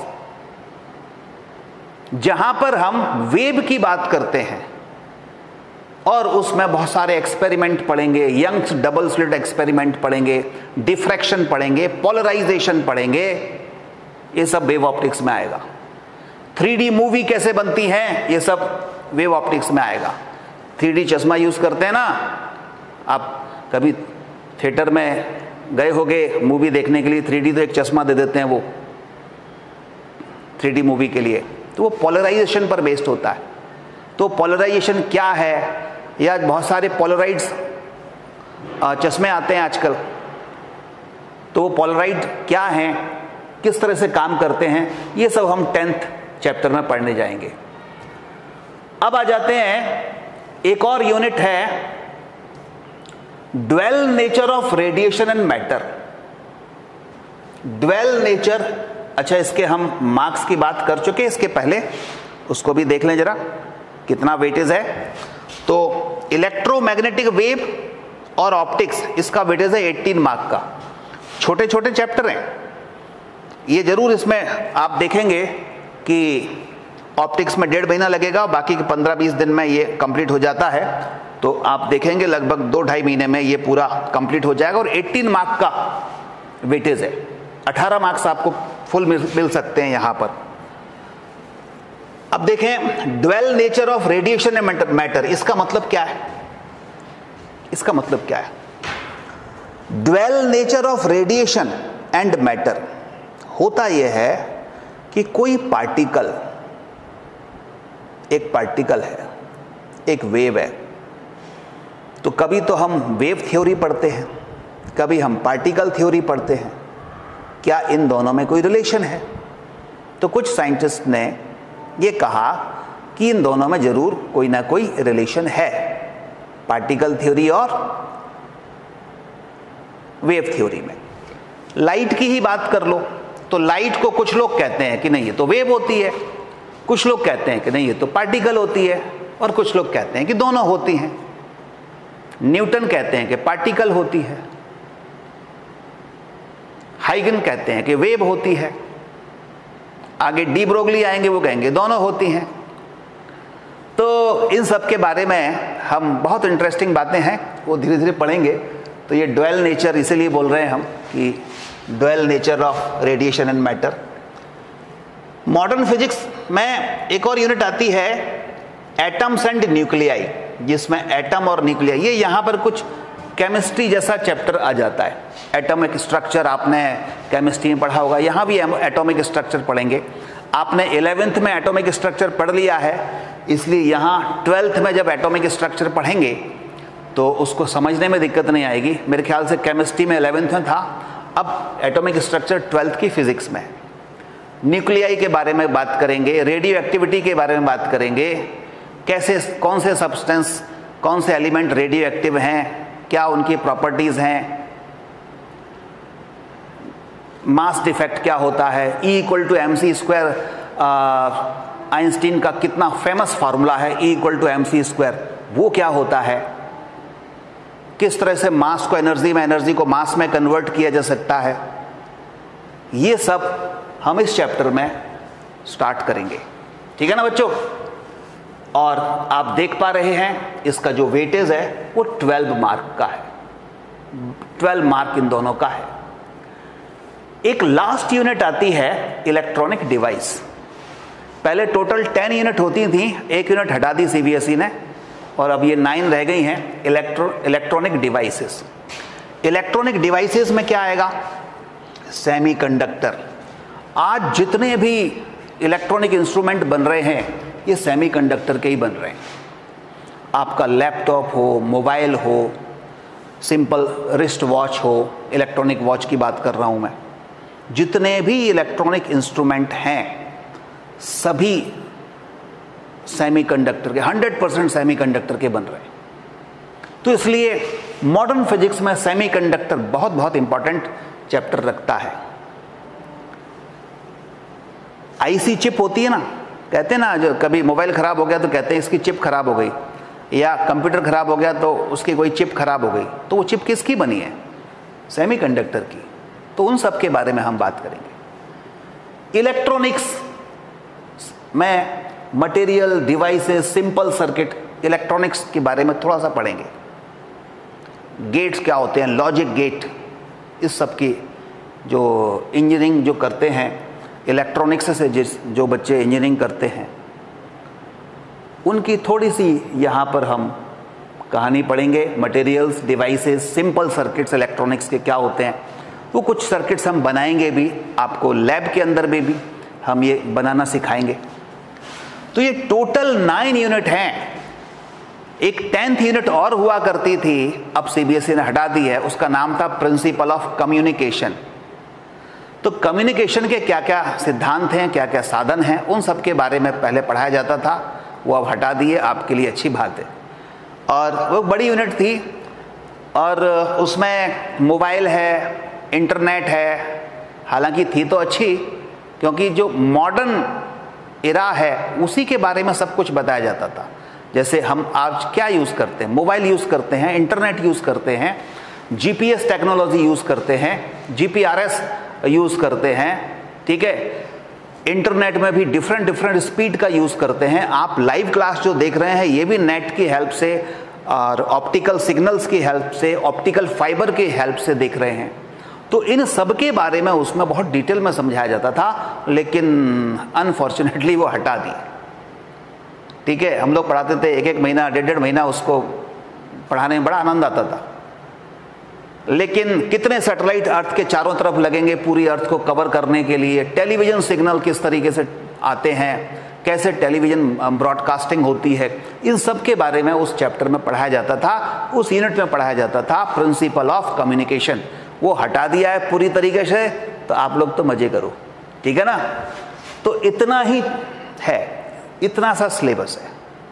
मोटे तौर पर अगर मैं कहूं तो पूरी 12th की फिजिक्स में 4 चैप्टर हैं, केवल 4 चैप्टर हैं मोटे तौर पर। Number 1 electricity, complete electricity. Number 1 electricity. Number 2 छोटा सा है मैग्नेटिज्म, इलेक्ट्रिसिटी में सबसे ज़्यादा टाइम लगेगा। नंबर 2 मैग्नेटिज्म, छोटा सा चैप्टर है, सबसे छोटा मैग्नेटिज्म है। नंबर 3 ऑप्टिक्स, ऑप्टिक्स में रे ऑप्टिक्स और वेव ऑप्टिक्स, इलेक्ट्रोमैग्नेटिक वेव आ जाती है। और लास्ट मॉडर्न फिजिक्स। ये 4 चैप्टर कंप्लीट कर लिए, फिजिक्स कंप्लीट। समझ रहे हैं। और आपने देखा होगा इस ओरिएंटेशन क्लास में भी अपन जो देख रहे हैं 11th से किस तरह से ये जो क्लास है, या 11th से किस तरह से ये फिजिक्स है, वो डिफरेंट है। 11th से पूरी फिजिक्स ये वाली थोड़ी डिफरेंट है। अब आप कहोगे अगर मान लीजिए किसी ने 11th बिल्कुल नहीं पढ़ा तो क्या 12th समझ में आएगा? 100% आएगा। अगर किसी ने नहीं, पंकज भाभी नीट से, आप नीट का सिलेबस देखेंगे तो एनसीईआरटी का ही सिलेबस है, और जब एनसीईआरटी का सिलेबस है तो फिर नीट में भी पूछा नहीं जाएगा। लेकिन अगर कुछ क्वेश्चंस पूछ लेते हैं तो हम अपनी तरफ से तो उसको करा देते हैं। आप बिल्कुल चिंता मत करना, हम अपनी तरफ से करा देंगे, ठीक है। जो जो नीट के लिए आवश्यक है सारा करा देंगे, छोड़ेंगे कुछ नहीं। भले ही सीबीएसई ने हटा दिया, लेकिन हम सबसे पहले तो एनसीईआरटी का जो सिलेबस है उसी को कंप्लीट करेंगे, और उसके बाद जब समय रहता है तो फिर जो एक्स्ट्रा टॉपिक हैं जो लगता है कि इनको भी करा देने चाहिए तो वो भी हम करा देंगे, हम अपनी तरफ से नहीं छोड़ेंगे, ठीक है ना। यस, तो ये बात क्लियर हो गई। हाँ बिल्कुल सही है बुशरा, ये 10th जैसा ही है बिल्कुल। आप देख रहे होंगे कि आप 12th की जो फिजिक्स है, बिल्कुल सही बात है, लगभग ये थोड़ी थोड़ी 10th जैसी लग रही है। और एक बात और बता दूं मैं आपको, 9th आपको टिपिकल लगी होगी, नहीं, आपको 9th थोड़ी सी टफ लगी होगी, 10th इजी लगी होगी। वैसे ही इसमें भी है, 11th आपको टफ लगी होगी, लेकिन जब आप 12th पढ़ेंगे तो ये उतनी ही इजी लगेगी। तो इसलिए चिंता करने की कोई भी आवश्यकता नहीं है। जो 12th के लिए पढ़ रहे हैं उनके लिए ये 12th की फिजिक्स बड़ी आसान है। अब मैं क्वेश्चन ये आपसे पूछ रहा था, या आपके मन में भी आएगा कि अगर मान लीजिए किसी ने 11th बिल्कुल नहीं पढ़ा तो क्या उसको 12th की फिजिक्स समझ आएगी? बिल्कुल आएगी, क्योंकि 11th की सारी बातें 12th में नहीं है। कुछ एक बातें हैं जो 11th की 12th में यूज होनी है। जो जो यूज होगा वो आपको अलग से यहां सेपरेट मैं साथ साथ आपको बताता चलूंगा। जैसे मुझे बेसिक मैथमेटिक्स चाहिए था 12th में यूज करने के लिए, मैंने बेसिक मैथमेटिक्स की क्लास ली, ठीक है। मुझे वेक्टर चाहिए था 11th का, मैंने वेक्टर की क्लास ली। और मैंने ये नहीं आपसे पूछा कि आप लोगों को तो आता होगा, चलिए मैं 12th का स्टार्ट कर देता हूं। मुझे मालूम है कि जो बच्चे जैसे मेरे यहाँ पढ़े हैं उनको सारा बताया है, उनको सब मालूम है। लेकिन जो बच्चे मान लीजिए इधर उधर से आ रहे हैं, या चूंकि लॉकडाउन के कारण वो नहीं पढ़ पाए, क्योंकि लास्ट ईयर तो लॉकडाउन लगा रहा, तो 11th की क्लास इतनी अच्छी तरीके से हो ही नहीं पाई, वो कहीं ज्वाइन कर ही नहीं पाए होंगे कहीं तो, या किया होगा तो उस तरह की ऑनलाइन क्लासेस भी नहीं मिली होंगी जिस तरह से अपने यहाँ मिली हैं। तो कहीं ना कहीं दिक्कत तो रही होगी 11th में। इसलिए हमने अपनी तरफ से जो मुझे लगता है कि ये 12th में ज़रूरी है वो सारी क्लासेस में फिर से रिपीट करूंगा। इसलिए आपको ये बिल्कुल भी घबराने की ज़रूरत नहीं है कि हमने 11th नहीं पढ़ा तो हमें क्या 12th समझ नहीं आएगा। बिल्कुल आएगा, 100% आएगा। ठीक है, जहां मुझे लगेगा कि ये चीज़ 11th की है और मुझे समझाने की ज़रूरत है तो सबसे पहले मैं वो समझाऊंगा, उसके बाद 12th का आपको बताऊंगा। तो इस तरह से आपको बिल्कुल भी चिंता करने की आवश्यकता नहीं है, मैं सब आपको कराऊंगा। ठीक है, तो यहाँ पर ये सिलेबस की बात हो गई। ये 7 मार्क का है, इसका वेटेज इलेक्ट्रॉनिक डिवाइस का, और ये वाला 12 मार्क का है। टोटल देखोगे तो 70 मार्क का आपका पेपर आता है। और बिल्कुल सही है कि ये जो है लगभग 10th जैसे ही दिख रही है फिजिक्स। और अब बात करते हैं यहाँ पर थोड़े से प्रैक्टिकल की। ठीक है, यस, यहाँ पर ये तो थ्योरी की बात होगी, 70 मार्क्स की बात होगी। हमारे 70 मार्क्स पक्के हो गए, राइट, 70 मार्क हमारे पक्के। अब हमें तो 100 चाहिए, 70 से थोड़ी ना काम चलेगा। तो 30 मार्क्स हमारे प्रैक्टिकल में भी आने चाहिए। वैसे तो आप सब जानते हैं कि प्रैक्टिकल में मार्क्स कैसे मिलते हैं, वो मैं आपको लाइव क्लास में यहाँ ऑनलाइन नहीं बता पाऊँगा। ठीक है, आप सब समझदार हैं, कैसे मिलते हैं सबको पता है, राइट। और जो बच्चा थ्योरी में अच्छा करता है, सीधी बात अगर मैं कहूँ कि जो बच्चा थ्योरी में अच्छा करता है, हाफ ईयरली, क्वार्टरली, आपके प्री बोर्ड में अच्छा करता है, तो स्कूल में अपने आप ही वो 20-25 बच्चे हर स्कूल में जो अच्छा करते हैं वो नज़र में रहते हैं। तो टीचर अपने आप उनको जब प्रैक्टिकल होते हैं तो रिकमेंड करता है कि भाई इनको, ये तो हमारे यहाँ के टॉपर्स हैं, इनको तो अच्छे मार्क्स मिलने ही चाहिए। तो आप सब जानते हैं प्रैक्टिकल में मार्क्स कैसे मिलते हैं, लेकिन और फुल मार्क्स कैसे मिलते हैं, 30 आउट ऑफ 30। लेकिन हमें प्रैक्टिकल की नॉलेज भी होनी चाहिए। ऐसा नहीं कि हमें आता कुछ नहीं है और 30 मार्क्स हम लेके बैठे, तो वो आना तो चाहिए। ठीक है, तो उसके लिए हम क्या करें, क्या करेंगे? तो प्रैक्टिकल 30 मार्क का होगा, 2 एक्सपेरिमेंट होंगे। एक्चुअली 2 सेक्शन है सिलेबस के आपके, और दोनों सेक्शन में, एक सेक्शन में 7 मार्क का प्रैक्टिकल, दूसरे सेक्शन में 7 मार्क का प्रैक्टिकल। तो ये 7-7 मार्क के 2 सेक्शन से 14 मार्क के 14 मार्क के प्रैक्टिकल होंगे। जो प्रैक्टिकल रिकॉर्ड आप बनाते हैं, एक कॉपी बनाते हैं, उसके 5 मार्क होते हैं, और एक एक्टिविटी होती है वो करनी पड़ती है, वो 3 मार्क की होती है। ठीक है, इन्वेस्टिगेटिव एक प्रोजेक्ट होता है जो कि एक छोटी सी फाइल बनती है, और उसमें जैसे आप ट्रांसफार्मर की बना दें या लॉजिक गेट की बना दें, वो जब थ्योरी पढ़ेंगे सीधे सीधे मैं बताता जाऊंगा। तो 3 मार्क का एक प्रोजेक्ट होता है। एक वाइवा होता है जिसमें कि टीचर क्वेश्चन पूछते हैं बाहर से, किसी दूसरे स्कूल से आपके स्कूल में आएंगे, वो क्वेश्चन पूछेंगे जो आपने प्रैक्टिकल किया है उसके बारे में पूछेंगे। और कोई अच्छा बच्चा फंस जाता है कि यार ये तो बहुत अच्छा है, तो उसको एग्जामिनर को क्वेश्चन पूछने में भी बड़ा आनंद आता है। तो वो जरूरी नहीं है कि आप जो प्रैक्टिकल कर रहे हैं उसी से पूछें, वो साल भर आपने क्या पढ़ा है कोचिंग पर, उससे भी वो पूछ सकते हैं, और उसको बड़ा आनंद आता है कि यार कितना अच्छा जवाब दे रहा है, तो और मैं पूछूं। अच्छा, कई ऐसे होते हैं कि एक क्वेश्चन पूछा वो ही नहीं बता पाए, दूसरा पूछा वो भी नहीं बता पाए, तीसरा पूछा वो भी नहीं बता पाए, तो फिर वो कहता है ठीक है यार तू तो जा, जितने मार्क्स उसको मिलने मिल जाएंगे। तो उसको बड़ा खराब लगता है एग्जामिनर को। लेकिन अच्छा बच्चा होता है, एक क्वेश्चन पूछा उसने अच्छा बताया, दूसरा पूछा अच्छा बताया, तो फिर वो और क्वेश्चन पूछेगा। लेकिन घबराना नहीं है। आप अगर इस बीच में अगर उसने 4-5 पूछ लिए और 1-2 बता भी नहीं पाए, तब भी आपको फुल मार्क दे के जाएगा। ठीक है ना। तो वाइवा होता है 5 नंबर का, टोटली इस तरह से 30 मार्क हो गए, राइट। अब हम बात करते हैं कि जो मैं 2 सेक्शन बता रहा हूं और एक्टिविटीज हैं वो क्या है। तो इन सबको मैं आपको केवल दर्शन करा रहा हूं, ठीक है। और आपको ये सारी की सारी जो स्लाइड मैंने आज यहाँ पर दी हुई हैं, ये सारी स्लाइड आपको ऐप पर मिल जाएंगी, तो आपको चिंता करने की आवश्यकता नहीं है, उसमें से देख लेना, राइट।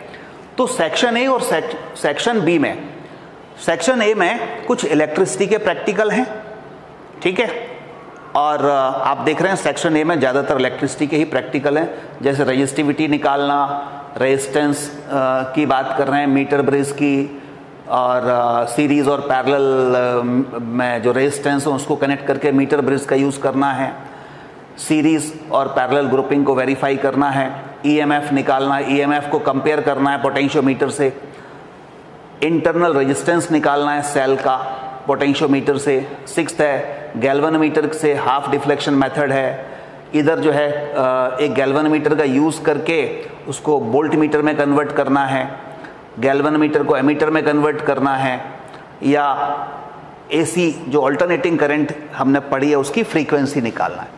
तो ये जो 8 प्रैक्टिकल हैं वो इलेक्ट्रिसिटी के हैं। अब आप कहोगे अरे ये 8 प्रैक्टिकल हम कैसे करेंगे? तो बच्चों प्रैक्टिकल थ्योरी से डिफरेंट नहीं होते। अगर आपने पूरी इलेक्ट्रिसिटी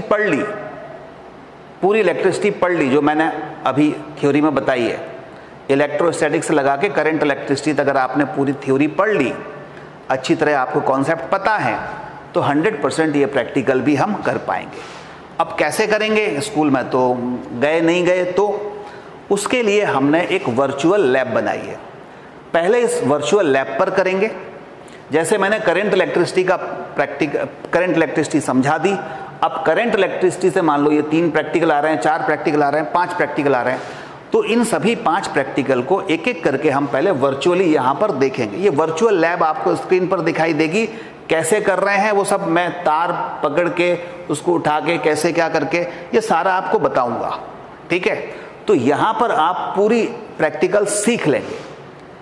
अब उसके बाद बात आएगी कि सर हमें एक्चुअली में भी करना है, हम खुद करके देखें।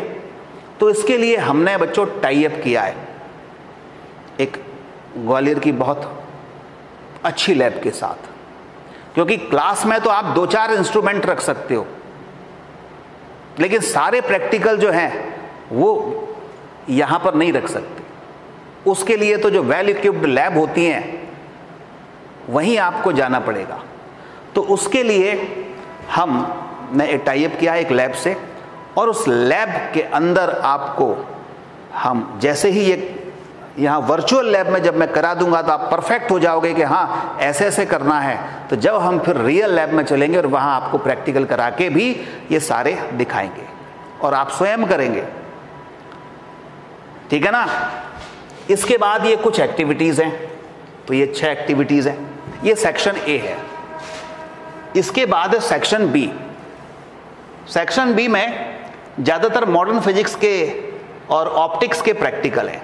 मॉडर्न फिजिक्स और ऑप्टिक्स के, जैसे एक मिरर का है, यहाँ पर कॉनकेव मिरर का है, ये फोकल लेंथ निकालना है कॉन्वेक्स मिरर की, कॉन्वेक्स लेंस यूज़ करके, फिर 1/u और 1/v मेथड से ग्राफ ड्रॉ करना है, इधर कॉनकेव लेंस का यूज़ करके फोकल लेंथ निकालनी है, मिनिमम डेविएशन का यूज़ करके प्रिज्म से prism angle of deviation find करना है, इधर एक ट्रैवलिंग माइक्रोस्कोप है। ये सारे ऑप्टिक्स के चल रहे हैं। और इधर फिर 3 प्रैक्टिकल आप देखेंगे मॉडर्न फिजिक्स के हैं, जैसे एक पीएन जंक्शन डायोड है, फॉरवर्ड बायस और रिवर्स बायस है, कैरेक्टरिस्टिक ऑफ जेनर डायोड है। ये सब मॉडर्न फिजिक्स के जो इलेक्ट्रॉनिक डिवाइस थे उसके प्रैक्टिकल है। तो ये सारे प्रैक्टिकल पहले हम यहाँ करेंगे, वर्चुअल लैब में करेंगे। और वर्चुअल लैब भी ऐसी होगी, ऐसा नहीं केवल चित्र दिखा रहा हूँ मैं आपको, मैं अगर यहाँ एक लेंस लगा हुआ है तो लेंस को मैं खिसका सकता हूँ, पकड़ के यहाँ से पकड़ के यहाँ खिसका दूंगा। बिल्कुल जो रियल लैब होती है एज इट इज वैसी ही लैब आपको यहाँ पर दिखेगी। मैं बेंच उठा के प्रैक्टिकल में, जैसे लैब में पहुंचेंगे बेंच उठा के यहाँ रख दूंगा, उस बेंच पर एक एक करके मैं इंस्ट्रूमेंट सजाता जाऊंगा। अगर कोई इलेक्ट्रॉनिक सर्किट तार में बांधूंगा, कैसे बांधना है वो यहाँ एज इट इज रहेगा। इतना सीखने के बाद फिर हम रियल लैब में चलेंगे, समझ रहे हैं। क्योंकि क्लास में आप केवल 8-10 इंस्ट्रूमेंट रख सकते हो, और वो भी किराए पे बुला करके, फिर तो किराए वाला भी वापस ले जाएगा। तो इसलिए हमने इंस्ट्रूमेंट ना रखते हुए पूरी की पूरी लैब से ही टाई अप कर लिया है। वो बहुत बड़ी लैब है और उसमें आपको सारे प्रैक्टिकल मिलेंगे। ठीक है ना। और थ्योरी पर अगर ध्यान दे दिया, और बिल्कुल सही कह रहे हैं हेमंत सैनी कि थ्योरी पर अगर ध्यान दे दिया तो प्रैक्टिकल में मार्क्स तो अपने आप मिल जाते हैं। वही मैं कह रहा हूं कि प्रैक्टिकल में मार्क्स कैसे मिलते हैं, शुरुआत में ही मैंने आपको बता दिया, आपको सबको पता है, लेकिन हमें प्रैक्टिकल करना आना तो चाहिए। ठीक है, कॉम्पिटिटिव एग्जाम दे रहे हैं, प्रैक्टिकल की बिल्कुल जरूरत नहीं है। जो ड्रॉपर हैं उनको थोड़ी ना हम लोग प्रैक्टिकल करवाते हैं, समझ रहे हैं। और बिल्कुल सही है, आपने थ्योरी पर अगर ध्यान दे दिए तो बिल्कुल सही है। जो शुरुआत की मैं आपको बता चुका हूं, आपके क्वार्टरली, हाफ ईयरली और प्री बोर्ड में अच्छे आ गए तो स्कूल वाला अपने आप बोलेगा, भले ही आप एक दिन भी प्रैक्टिकल करने नहीं गए हों, लेकिन फिर भी स्कूल वाला बोलेगा कि इसको 30 के 30 मार्क्स आपको देना है। ठीक है, चलिए फिर आगे बढ़ते हैं।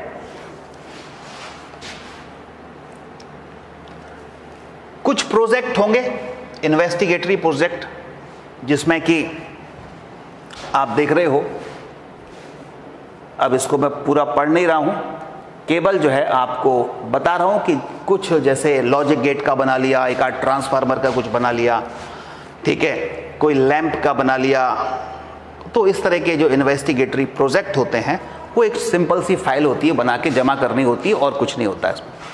तो बिल्कुल सही है। अब अपन आगे बढ़ते हैं। ठीक है, चलिए अब यहां से हम स्टार्ट करते हैं इलेक्ट्रोस्टैटिक्स, राइट। अब हमारे पास ये सारा कुछ बता दिया है किस तरीके से हमने यहाँ क्लासेस लेंगे। और बेटा पढ़ाई पे ध्यान दो, और आप जो है ये आपस में बात मत करो, अदरवाइज मैं यहाँ से आपको रिमूव कर दूंगा। और यहाँ से हमारे यहाँ पूरी टीम लगी रहती है, वो आपस में बात करोगे तो फिर ब्लॉक कर देते हैं, इसलिए आप ध्यान दीजिए।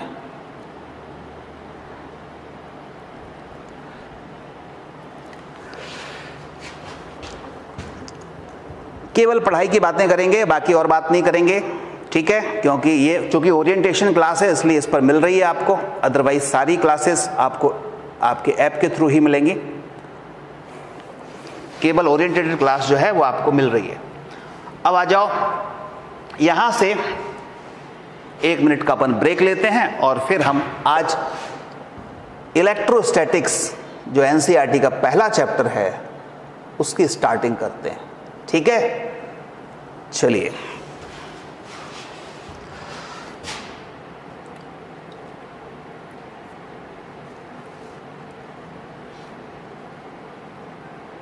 इसके लिए नया बोर्ड मैं निकाल लेता हूं और हम उस बोर्ड पर ही उसको पढ़ेंगे।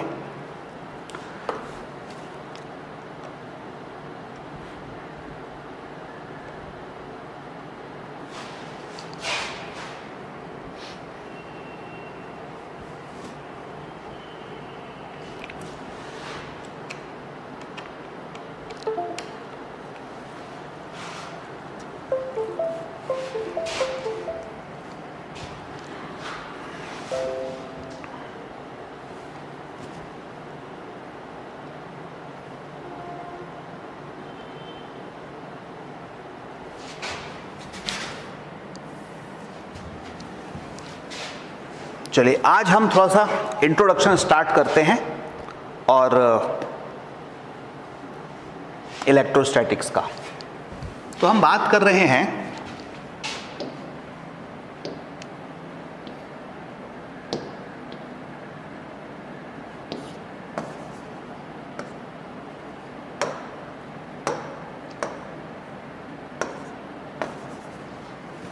देखिए इलेक्ट्रोस्टैटिक्स,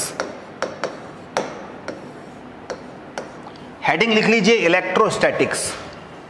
व्हाट इज इलेक्ट्रोस्टैटिक्स? क्या है इलेक्ट्रोस्टैटिक्स? क्या पढ़ रहे हैं हम इसमें? कौन सी ब्रांच है फिजिक्स की ये electrostatics? Yes, what is electrostatics?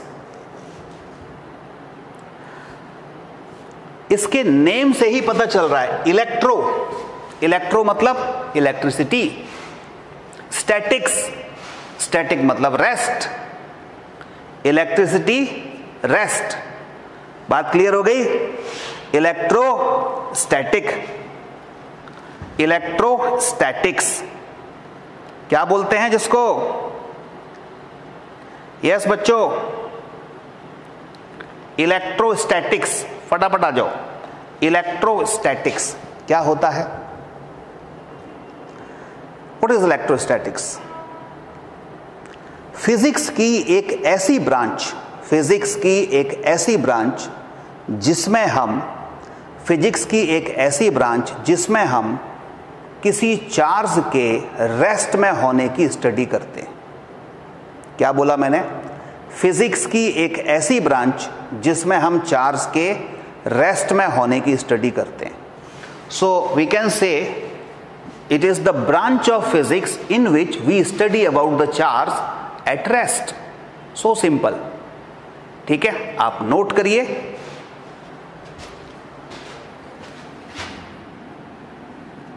It is the branch of physics, it is the branch of physics in which we study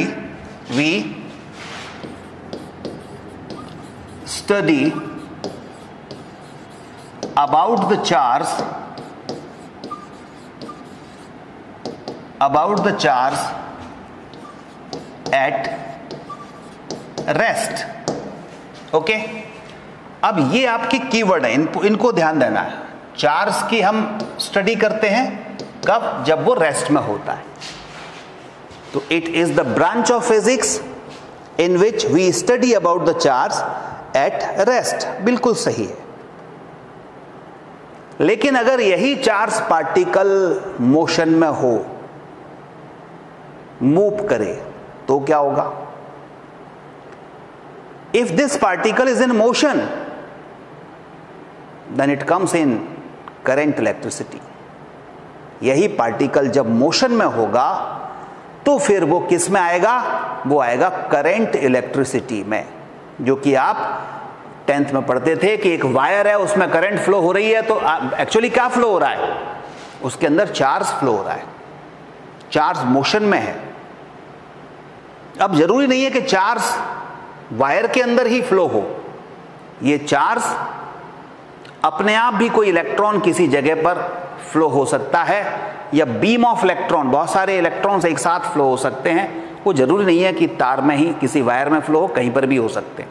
तो वो भी एक करंट इलेक्ट्रिसिटी में ही आएगा। एक इलेक्ट्रॉन न्यूक्लियस के अराउंड रिवॉल्व कर रहा है तो वो मोशन में है, वो भी करंट कॉन्स्टिट्यूट करता है, वो भी करंट बनाता है, ठीक है। और चार्ज पार्टिकल जब मोशन में होता है तो सही बात है, मैग्नेटिक फील्ड भी बनाता है। तो हम यहां पर इलेक्ट्रोस्टैटिक्स की बात कर रहे हैं। It is the branch of physics in which we study about the charge at rest. हम चार्ज की बात कर रहे हैं, लेकिन वो रेस्ट में होना चाहिए।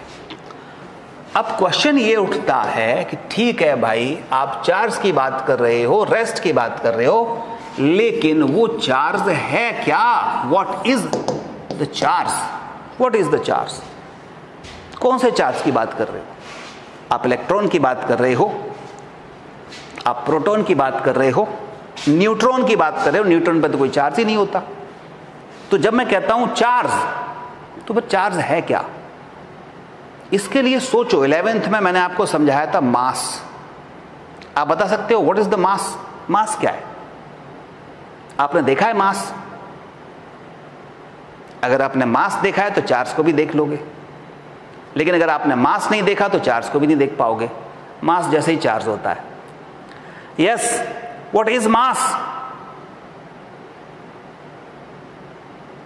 ये पेन है, इसका कुछ मास होगा। अर्थ का भी मास होता है, कोई जितनी मटेरियल बॉडी है सबका मास होता है। तो वो जो है मास है क्या? क्या 11th में समझाया था, ध्यान आ रहा है? Mass is the property, mass is not an object. Mass क्या होता है? It is a property associated with matter. Mass एक ऐसी प्रॉपर्टी होती है जिससे, जो कि उस मैटर से, उस मटेरियल से एसोसिएट होती है। तो प्रॉपर्टी को आप देख नहीं सकते, mass cannot be seen. Mass एक ऐसी प्रॉपर्टी है associated with matter due to which it create gravitational field. तो मास की डेफिनेशन आपको उस समय यह बताई थी कि कोई भी मटेरियल से एसोसिएटेड एक ऐसी प्रॉपर्टी जिसके कारण वो अपने all around gravitational field develop करती है, उसको कहेंगे कि वो मास है। जैसे मेरे पास एक पार्टिकल है फोटॉन, एक पार्टिकल है फोटॉन। फोटॉन का मास नहीं होता। फोटॉन अगर रेस्ट में है तो मास नहीं होता, रेस्ट मास 0 होता है। तो अपने चारों तरफ ग्रेविटेशनल फील्ड फोटॉन नहीं बनाता। क्यों नहीं बनाता? क्योंकि उसका मास नहीं है, उसके अंदर वो प्रॉपर्टी नहीं है, वो मास की प्रॉपर्टी नहीं है, इसलिए वो ग्रेविटेशनल फील्ड नहीं बना रहा। लेकिन इलेक्ट्रॉन, प्रोटॉन, न्यूट्रॉन, ये भले ही कितने छोटे पार्टिकल रहे हैं, ये अपने ऑल अराउंड कुछ ग्रेविटेशनल फील्ड भी बनाते हैं, क्योंकि इनके अंदर मास की प्रॉपर्टी है। जितनी ज्यादा मास की प्रॉपर्टी होगी, मतलब जितना ज्यादा मास होगा, वो अपने चारों तरफ उतनी ही ज्यादा ग्रेविटेशनल फील्ड भी डेवलप करेगा। जैसे अर्थ है और ये पेन है, तो अर्थ का मास ज्यादा है, लेकिन अर्थ का मास आप देख नहीं सकते। आप जो देख रहे हो अर्थ को, वो मटेरियल देख रहे हो, उसका मास नहीं देख रहे। आप इस पेन का जो मटेरियल है वो देख रहे हो, उसकी ज्योमेट्री देख रहे हो, मास नहीं देख रहे हो। मास तो प्रॉपर्टी है, उसको देखा नहीं जा सकता, उसको फील किया जा सकता है। बात समझ में आई? तो मास किसी ऑब्जेक्ट से एसोसिएटेड एक ऐसी प्रॉपर्टी होती है जिसके कारण वो अपने चारों तरफ all around gravitational field develop करता है। ठीक इसी तरह से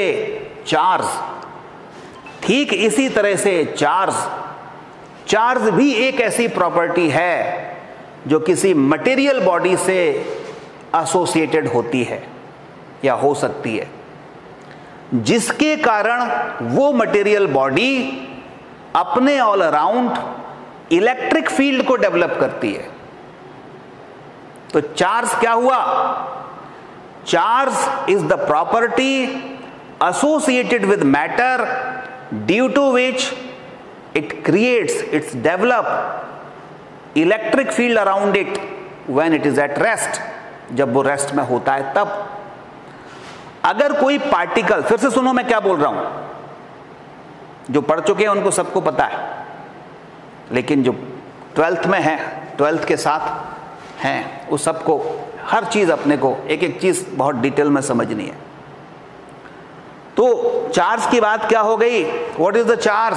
चार्ज एक ऐसी प्रॉपर्टी है किसी मैटर से एसोसिएटेड जिसके कारण वो ऑल अराउंड क्या प्रोड्यूस करता है? Electric field. कब? जब वो रेस्ट में हो। लेकिन यही चार्ज पार्टिकल जब मोशन में होता है, यही चार्ज पार्टिकल जब वो मोशन में होता है, तो इलेक्ट्रिक फील्ड के साथ साथ मैग्नेटिक फील्ड भी डेवलप करता है, और ये मोशन यूनिफॉर्म होना चाहिए। लेकिन अगर कोई charge particle non uniform motion में हो, तो यूनिफॉर्म मोशन का मतलब समझते हो सभी? यूनिफॉर्म मोशन का मतलब क्या है? कि कोई पार्टिकल कांस्टेंट वेलोसिटी से जा रहा है, मतलब उसकी स्पीड कांस्टेंट है और उसकी डायरेक्शन भी चेंज नहीं हो रही है, तो ये कांस्टेंट वेलोसिटी है। तो अगर कांस्टेंट वेलोसिटी से जा रहा है तो वो यूनिफॉर्म मोशन हुआ। इस समय इलेक्ट्रिक फील्ड और मैग्नेटिक फील्ड दोनों बनाएगा।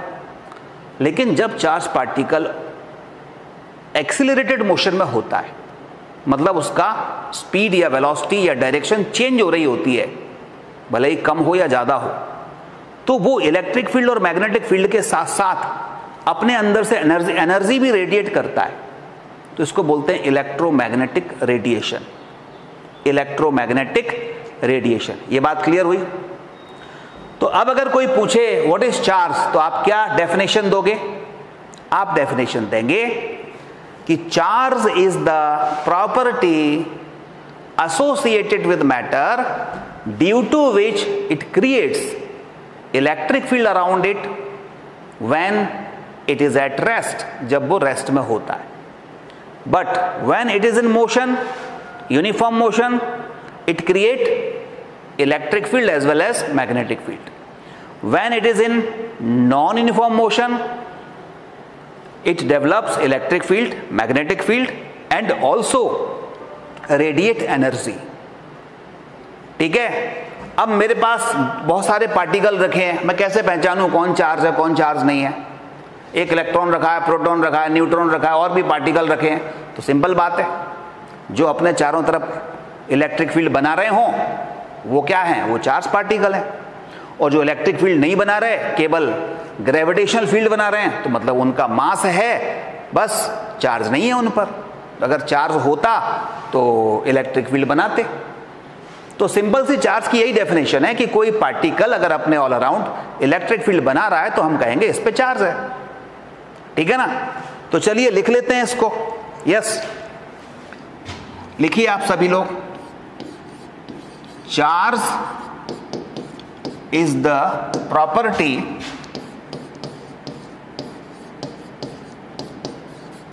associated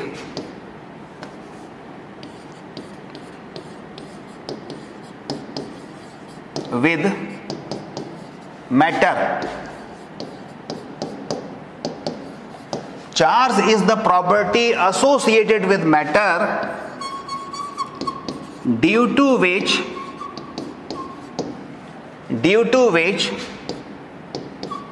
it creates electric field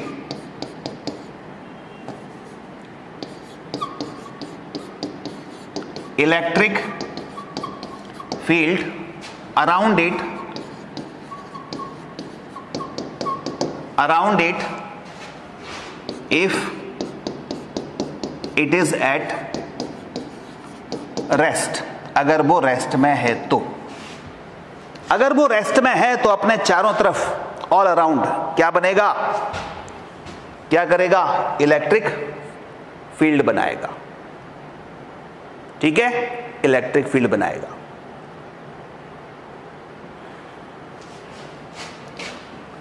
इसी में नोट लिख लीजिए.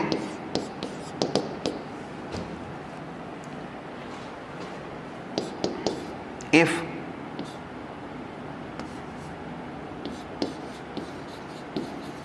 charged particle is in uniform motion, में, then it will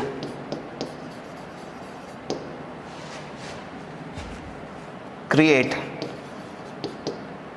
electric field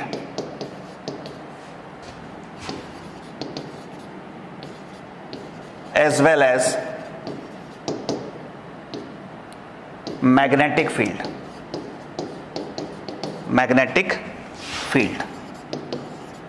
ये मैग्नेटिक फील्ड भी बनाएगा. ठीक है.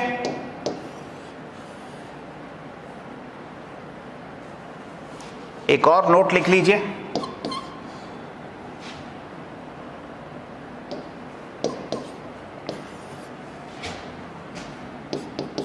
इफ पार्टिकल, कौन सा? Charge particle. Charge particle is in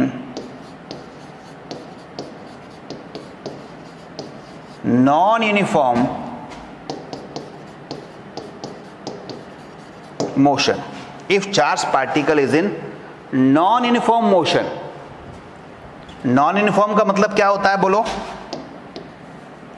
non uniform का मतलब क्या होता है? नॉन यूनिफॉर्म का मतलब जहां पर वेलोसिटी कांस्टेंट ना हो. If charge particle is in non uniform motion, it will create electric field plus magnetic field and also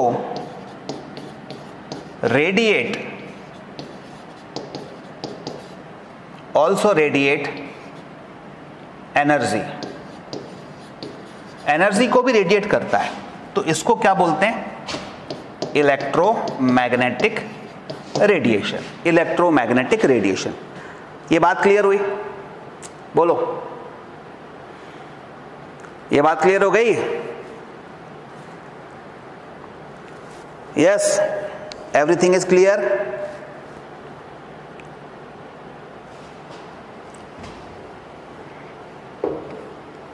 बोलो, एवरीथिंग इज क्लियर?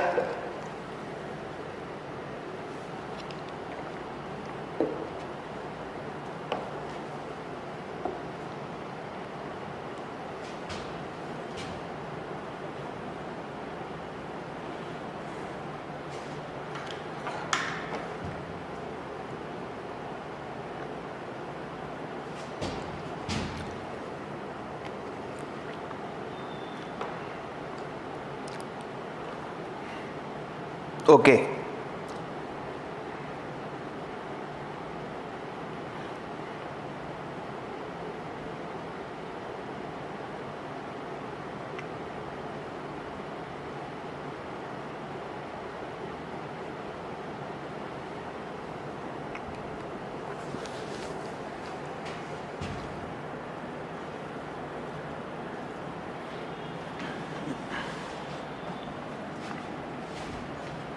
बिठा दूं, आगे बढ़ें।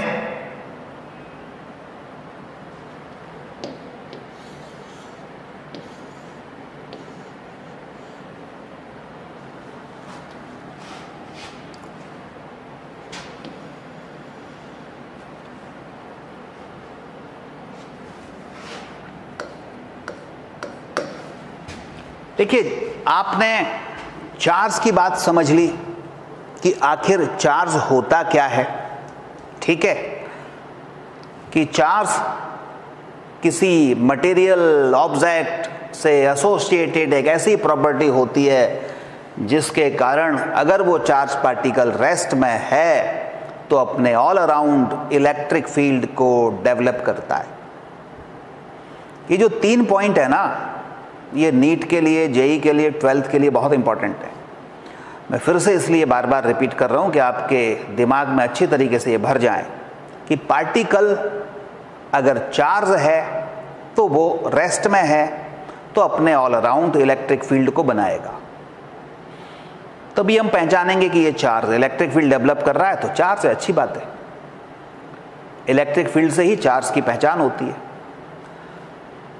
अगर वही चार्ज पार्टिकल मोशन में हो, वही चार्ज पार्टिकल मोशन में हो, तो फिर वो पार्टिकल अपने चारों तरफ इलेक्ट्रिक फील्ड, तो उसकी नेचर है, उसको चार्ज है तो इलेक्ट्रिक फील्ड तो डेवलप करना ही है। लेकिन जब वो मोशन में आ जाता है तो एक नई प्रॉपर्टी और उसके अंदर आ जाती है कि वो एक मैग्नेटिक फील्ड भी बनाने लगता है। तो इसका मतलब इलेक्ट्रिक फील्ड तो बनाएगा क्योंकि चार्ज है, और मोशन में आ गया तो नई प्रॉपर्टी और आ गई कि वो मैग्नेटिक फील्ड ही बनाने लगा। और मोशन में अगर यूनिफॉर्म है, वेलोसिटी कांस्टेंट है, तो एनर्जी नहीं रेडिएट करेगा, वो जो है केवल इलेक्ट्रिक फील्ड और मैग्नेटिक फील्ड बनाएगा, बस एनर्जी की कोई बात नहीं होगी। लेकिन अगर वही charge particle non uniform motion में है, नॉन यूनिफॉर्म का मतलब समझते हैं कि उसकी वेलोसिटी कैसी हो रही है, चेंज हो रही है, डायरेक्शन चेंज हो रही है, या उसकी स्पीड में चेंज हो रहा है, कम हो रही है, ज़्यादा हो रही है, तो फिर वो अपने चारों तरफ इलेक्ट्रिक फील्ड के साथ साथ मैग्नेटिक फील्ड तो बना ही रहा था, लेकिन एक और प्रॉपर्टी आ जाती है कि वो फिर अब मैग्नेटिक फील्ड और इलेक्ट्रिक फील्ड के साथ साथ एनर्जी भी रेडिएट करता है, अपने अंदर से एनर्जी भी रेडिएट करता है। इसको बोलते हैं electromagnetic induction, electromagnetic radiation, electromagnetic radiation. ये जो ट्रांसमीटर होते हैं ना, वायरलेस सिस्टम जो होते हैं, उसमें जो इलेक्ट्रोमैग्नेटिक वेव बनती है वो इसी मेथड से बनती है। एक चार्ज पार्टिकल होता है, उसको ऑसिलेट कराते हैं, ऐसे अपनी जगह पर ऑसिलेट कराते हैं। ऑसिलेट कराते हैं तो वो बार बार देखो इधर जा रहा है, इधर जा रहा है, इधर जा रहा है, इधर जा रहा है, तो डायरेक्शन बार बार चेंज कर रहा है। और आपने 11th में पढ़ा था, जब ऑसिलेशन होते हैं तो मीन पोजीशन पर स्पीड मैक्सिमम होती है, तो इधर गया पेंडुलम तो एक्सट्रीम पर मिनिमम होती है, फिर मीन पर मैक्सिमम हो गई, फिर इधर एक्सट्रीम पर मिनिमम हो गई। तो स्पीड भी चेंज हो रही है, डायरेक्शन भी चेंज हो रही है। अगर कोई पार्टिकल, चार्ज पार्टिकल ऑसिलेट कर रहा है तो ये एक्सेलरेटेड मोशन में होता है, और SHM कर रहा होता है तो आपको मालूम है कि उसके अंदर एक्सेलरेशन होता है, और वो एक्सेलरेशन डायरेक्टली प्रोपोर्शनल डिस्प्लेसमेंट करते थे। बहुत लंबी चौड़ी कहानी पढ़ते थे।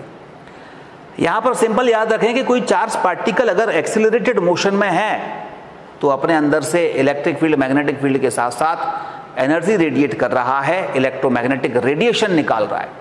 तो ट्रांसमीटर में भी यही प्रिंसिपल होता है कि ट्रांसमीटर क्या होता है, उसके अंदर एक ऐसा डिवाइस होता है कि एक चार्ज पार्टिकल ऑसिलेट कर रहा होता है और उसमें फिर वेव्स निकल रही होती हैं, और कौन सी फ्रीक्वेंसी की वेव निकलेंगी वो फ्रीक्वेंसी डिसाइड होगी कि कोई पार्टिकल कैसे ऑसिलेट कर रहा है। तो हम एक चार्ज पार्टिकल की हेल्प से डिफरेंट डिफरेंट फ्रीक्वेंसी की जो रेडिएशंस है वो बना सकते हैं, और उसका यूज़ हम मोबाइल नेटवर्क में कर लें, और या टेलीविज़न सिग्नल में कर लें, या वायरलेस सिस्टम में कर लें, या जो रिमोट कंट्रोल रिमोट होते हैं अपने उनमें कर लें, इंफ्रारेड रेडिएशंस निकाल लें। तो बहुत सारे रेडिएशंस हम अलग अलग फ्रीक्वेंसी के इस मेथड से निकाल सकते हैं, ठीक है ना। हम यहाँ पर निकाल सकते हैं, तो बहुत सारी चीज़ें यहाँ पर हम ले सकते हैं और कोई इसमें समस्या नहीं है। तो ऐसी यहाँ पर हम सारी की सारी जो चीज़ें होती हैं वो यहाँ पर की जा सकती हैं, ठीक है। तो चलिए अब आगे बढ़ते हैं। यहाँ पर बहुत सारी और पॉइंट्स भी आएंगे। क्या पॉइंट्स हो सकते हैं देखिएगा, क्या पॉइंट्स हो सकते हैं बोलिए, देखिएगा। यहाँ पर पहला पॉइंट जो आएगा वो बहुत आसान है, और वो देखिएगा। एक चार्ज पार्टिकल है, फिर से सुनिएगा मैं क्या बोल रहा हूं, एक चार्ज पार्टिकल है और उसको अगर हम ऑसिलेट करा रहे हैं, क्या करा रहे हैं, ऑसिलेट करा रहे हैं, तो ऑसिलेट कराने पर अगर वो बार बार अपनी डायरेक्शन को चेंज कर रहा है, और करता भी है डायरेक्शन चेंज, ऑसिलेट कर रहा है तो डायरेक्शन चेंज करेगा, सही बात है। स्पीड चेंज होगी ही, क्योंकि मेन पोजीशन पर आपको मालूम है सबसे ज़्यादा होती है, एक्सट्रीम पोजीशन पर आप देखते हैं तो कम होती है, ठीक है। जब ये 0 होती है तो इसका मतलब ऑसिलेट कर रहा है तो क्या कर रहा होगा, डायरेक्शन चेंज कर रहा होगा, एक्सेलरेशन मोशन है, तो एनर्जी रेडिएट कर रहा होगा। वही एनर्जी तो क्या होती है, इलेक्ट्रोमैग्नेटिक रेडिएशन होती है, जो कि हम डिफरेंट डिफरेंट डिवाइस में यूज कर सकते हैं, ठीक है ना। तो यहां पर अब जो बात हुई वो ये हुई कि अगर हमारे पास कोई चार्ज पार्टिकल, अच्छा मास को किससे डिनोट करते थे, ध्यान है आपको, मास को हम स्मॉल m से डिनोट करते हैं। चार्ज को किससे करेंगे अब ध्यान दीजिए, ये सब इंट्रोडक्शन दे रहा हूं, इंट्रो दे रहा हूं आपको।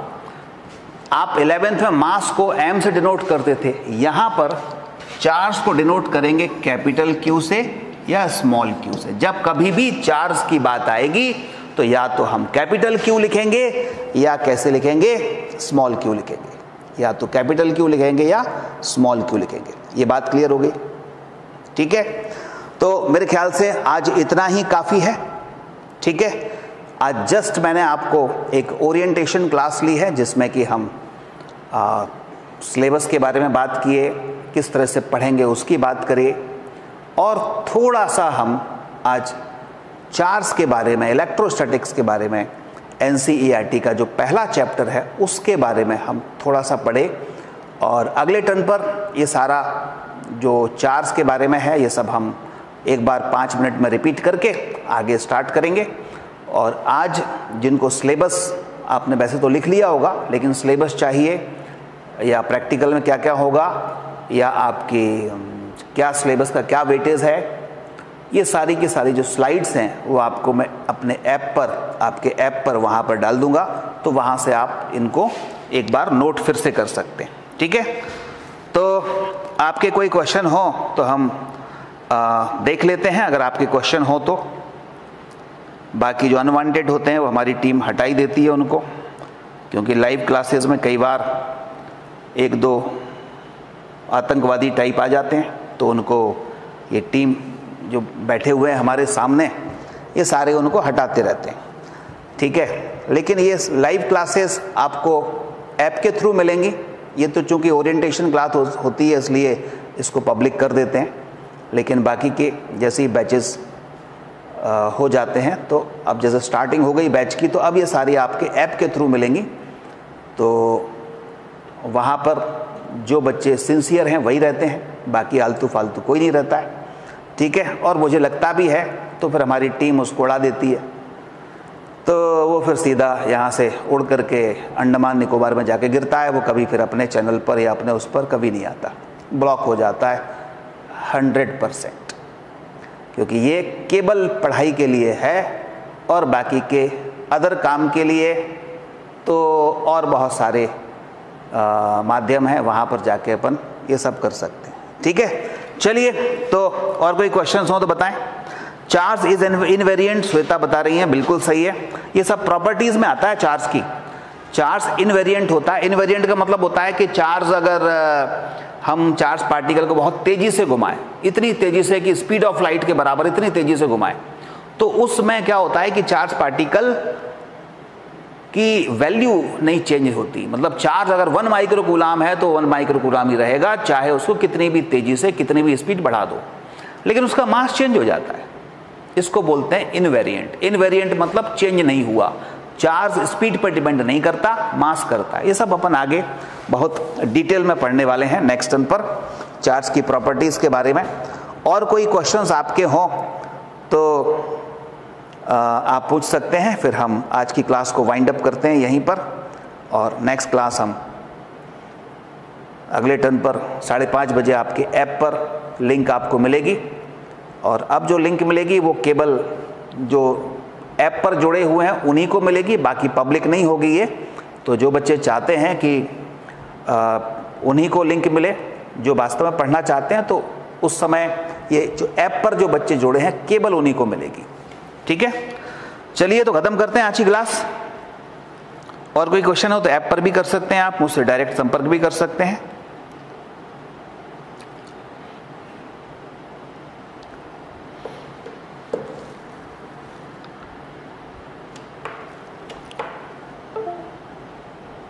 हाँ, टेस्ट जो है ना, इस संडे का जो टेस्ट है, इस संडे का जो टेस्ट है वो चूंकि टेक्निकल इशू था, मैंने बताया था, तो अब वो कल अपलोड होगा, मतलब ट्यूसडे को। तो ट्यूसडे को लगभग 12-1 बजे दोपहर में अपलोड कर देंगे।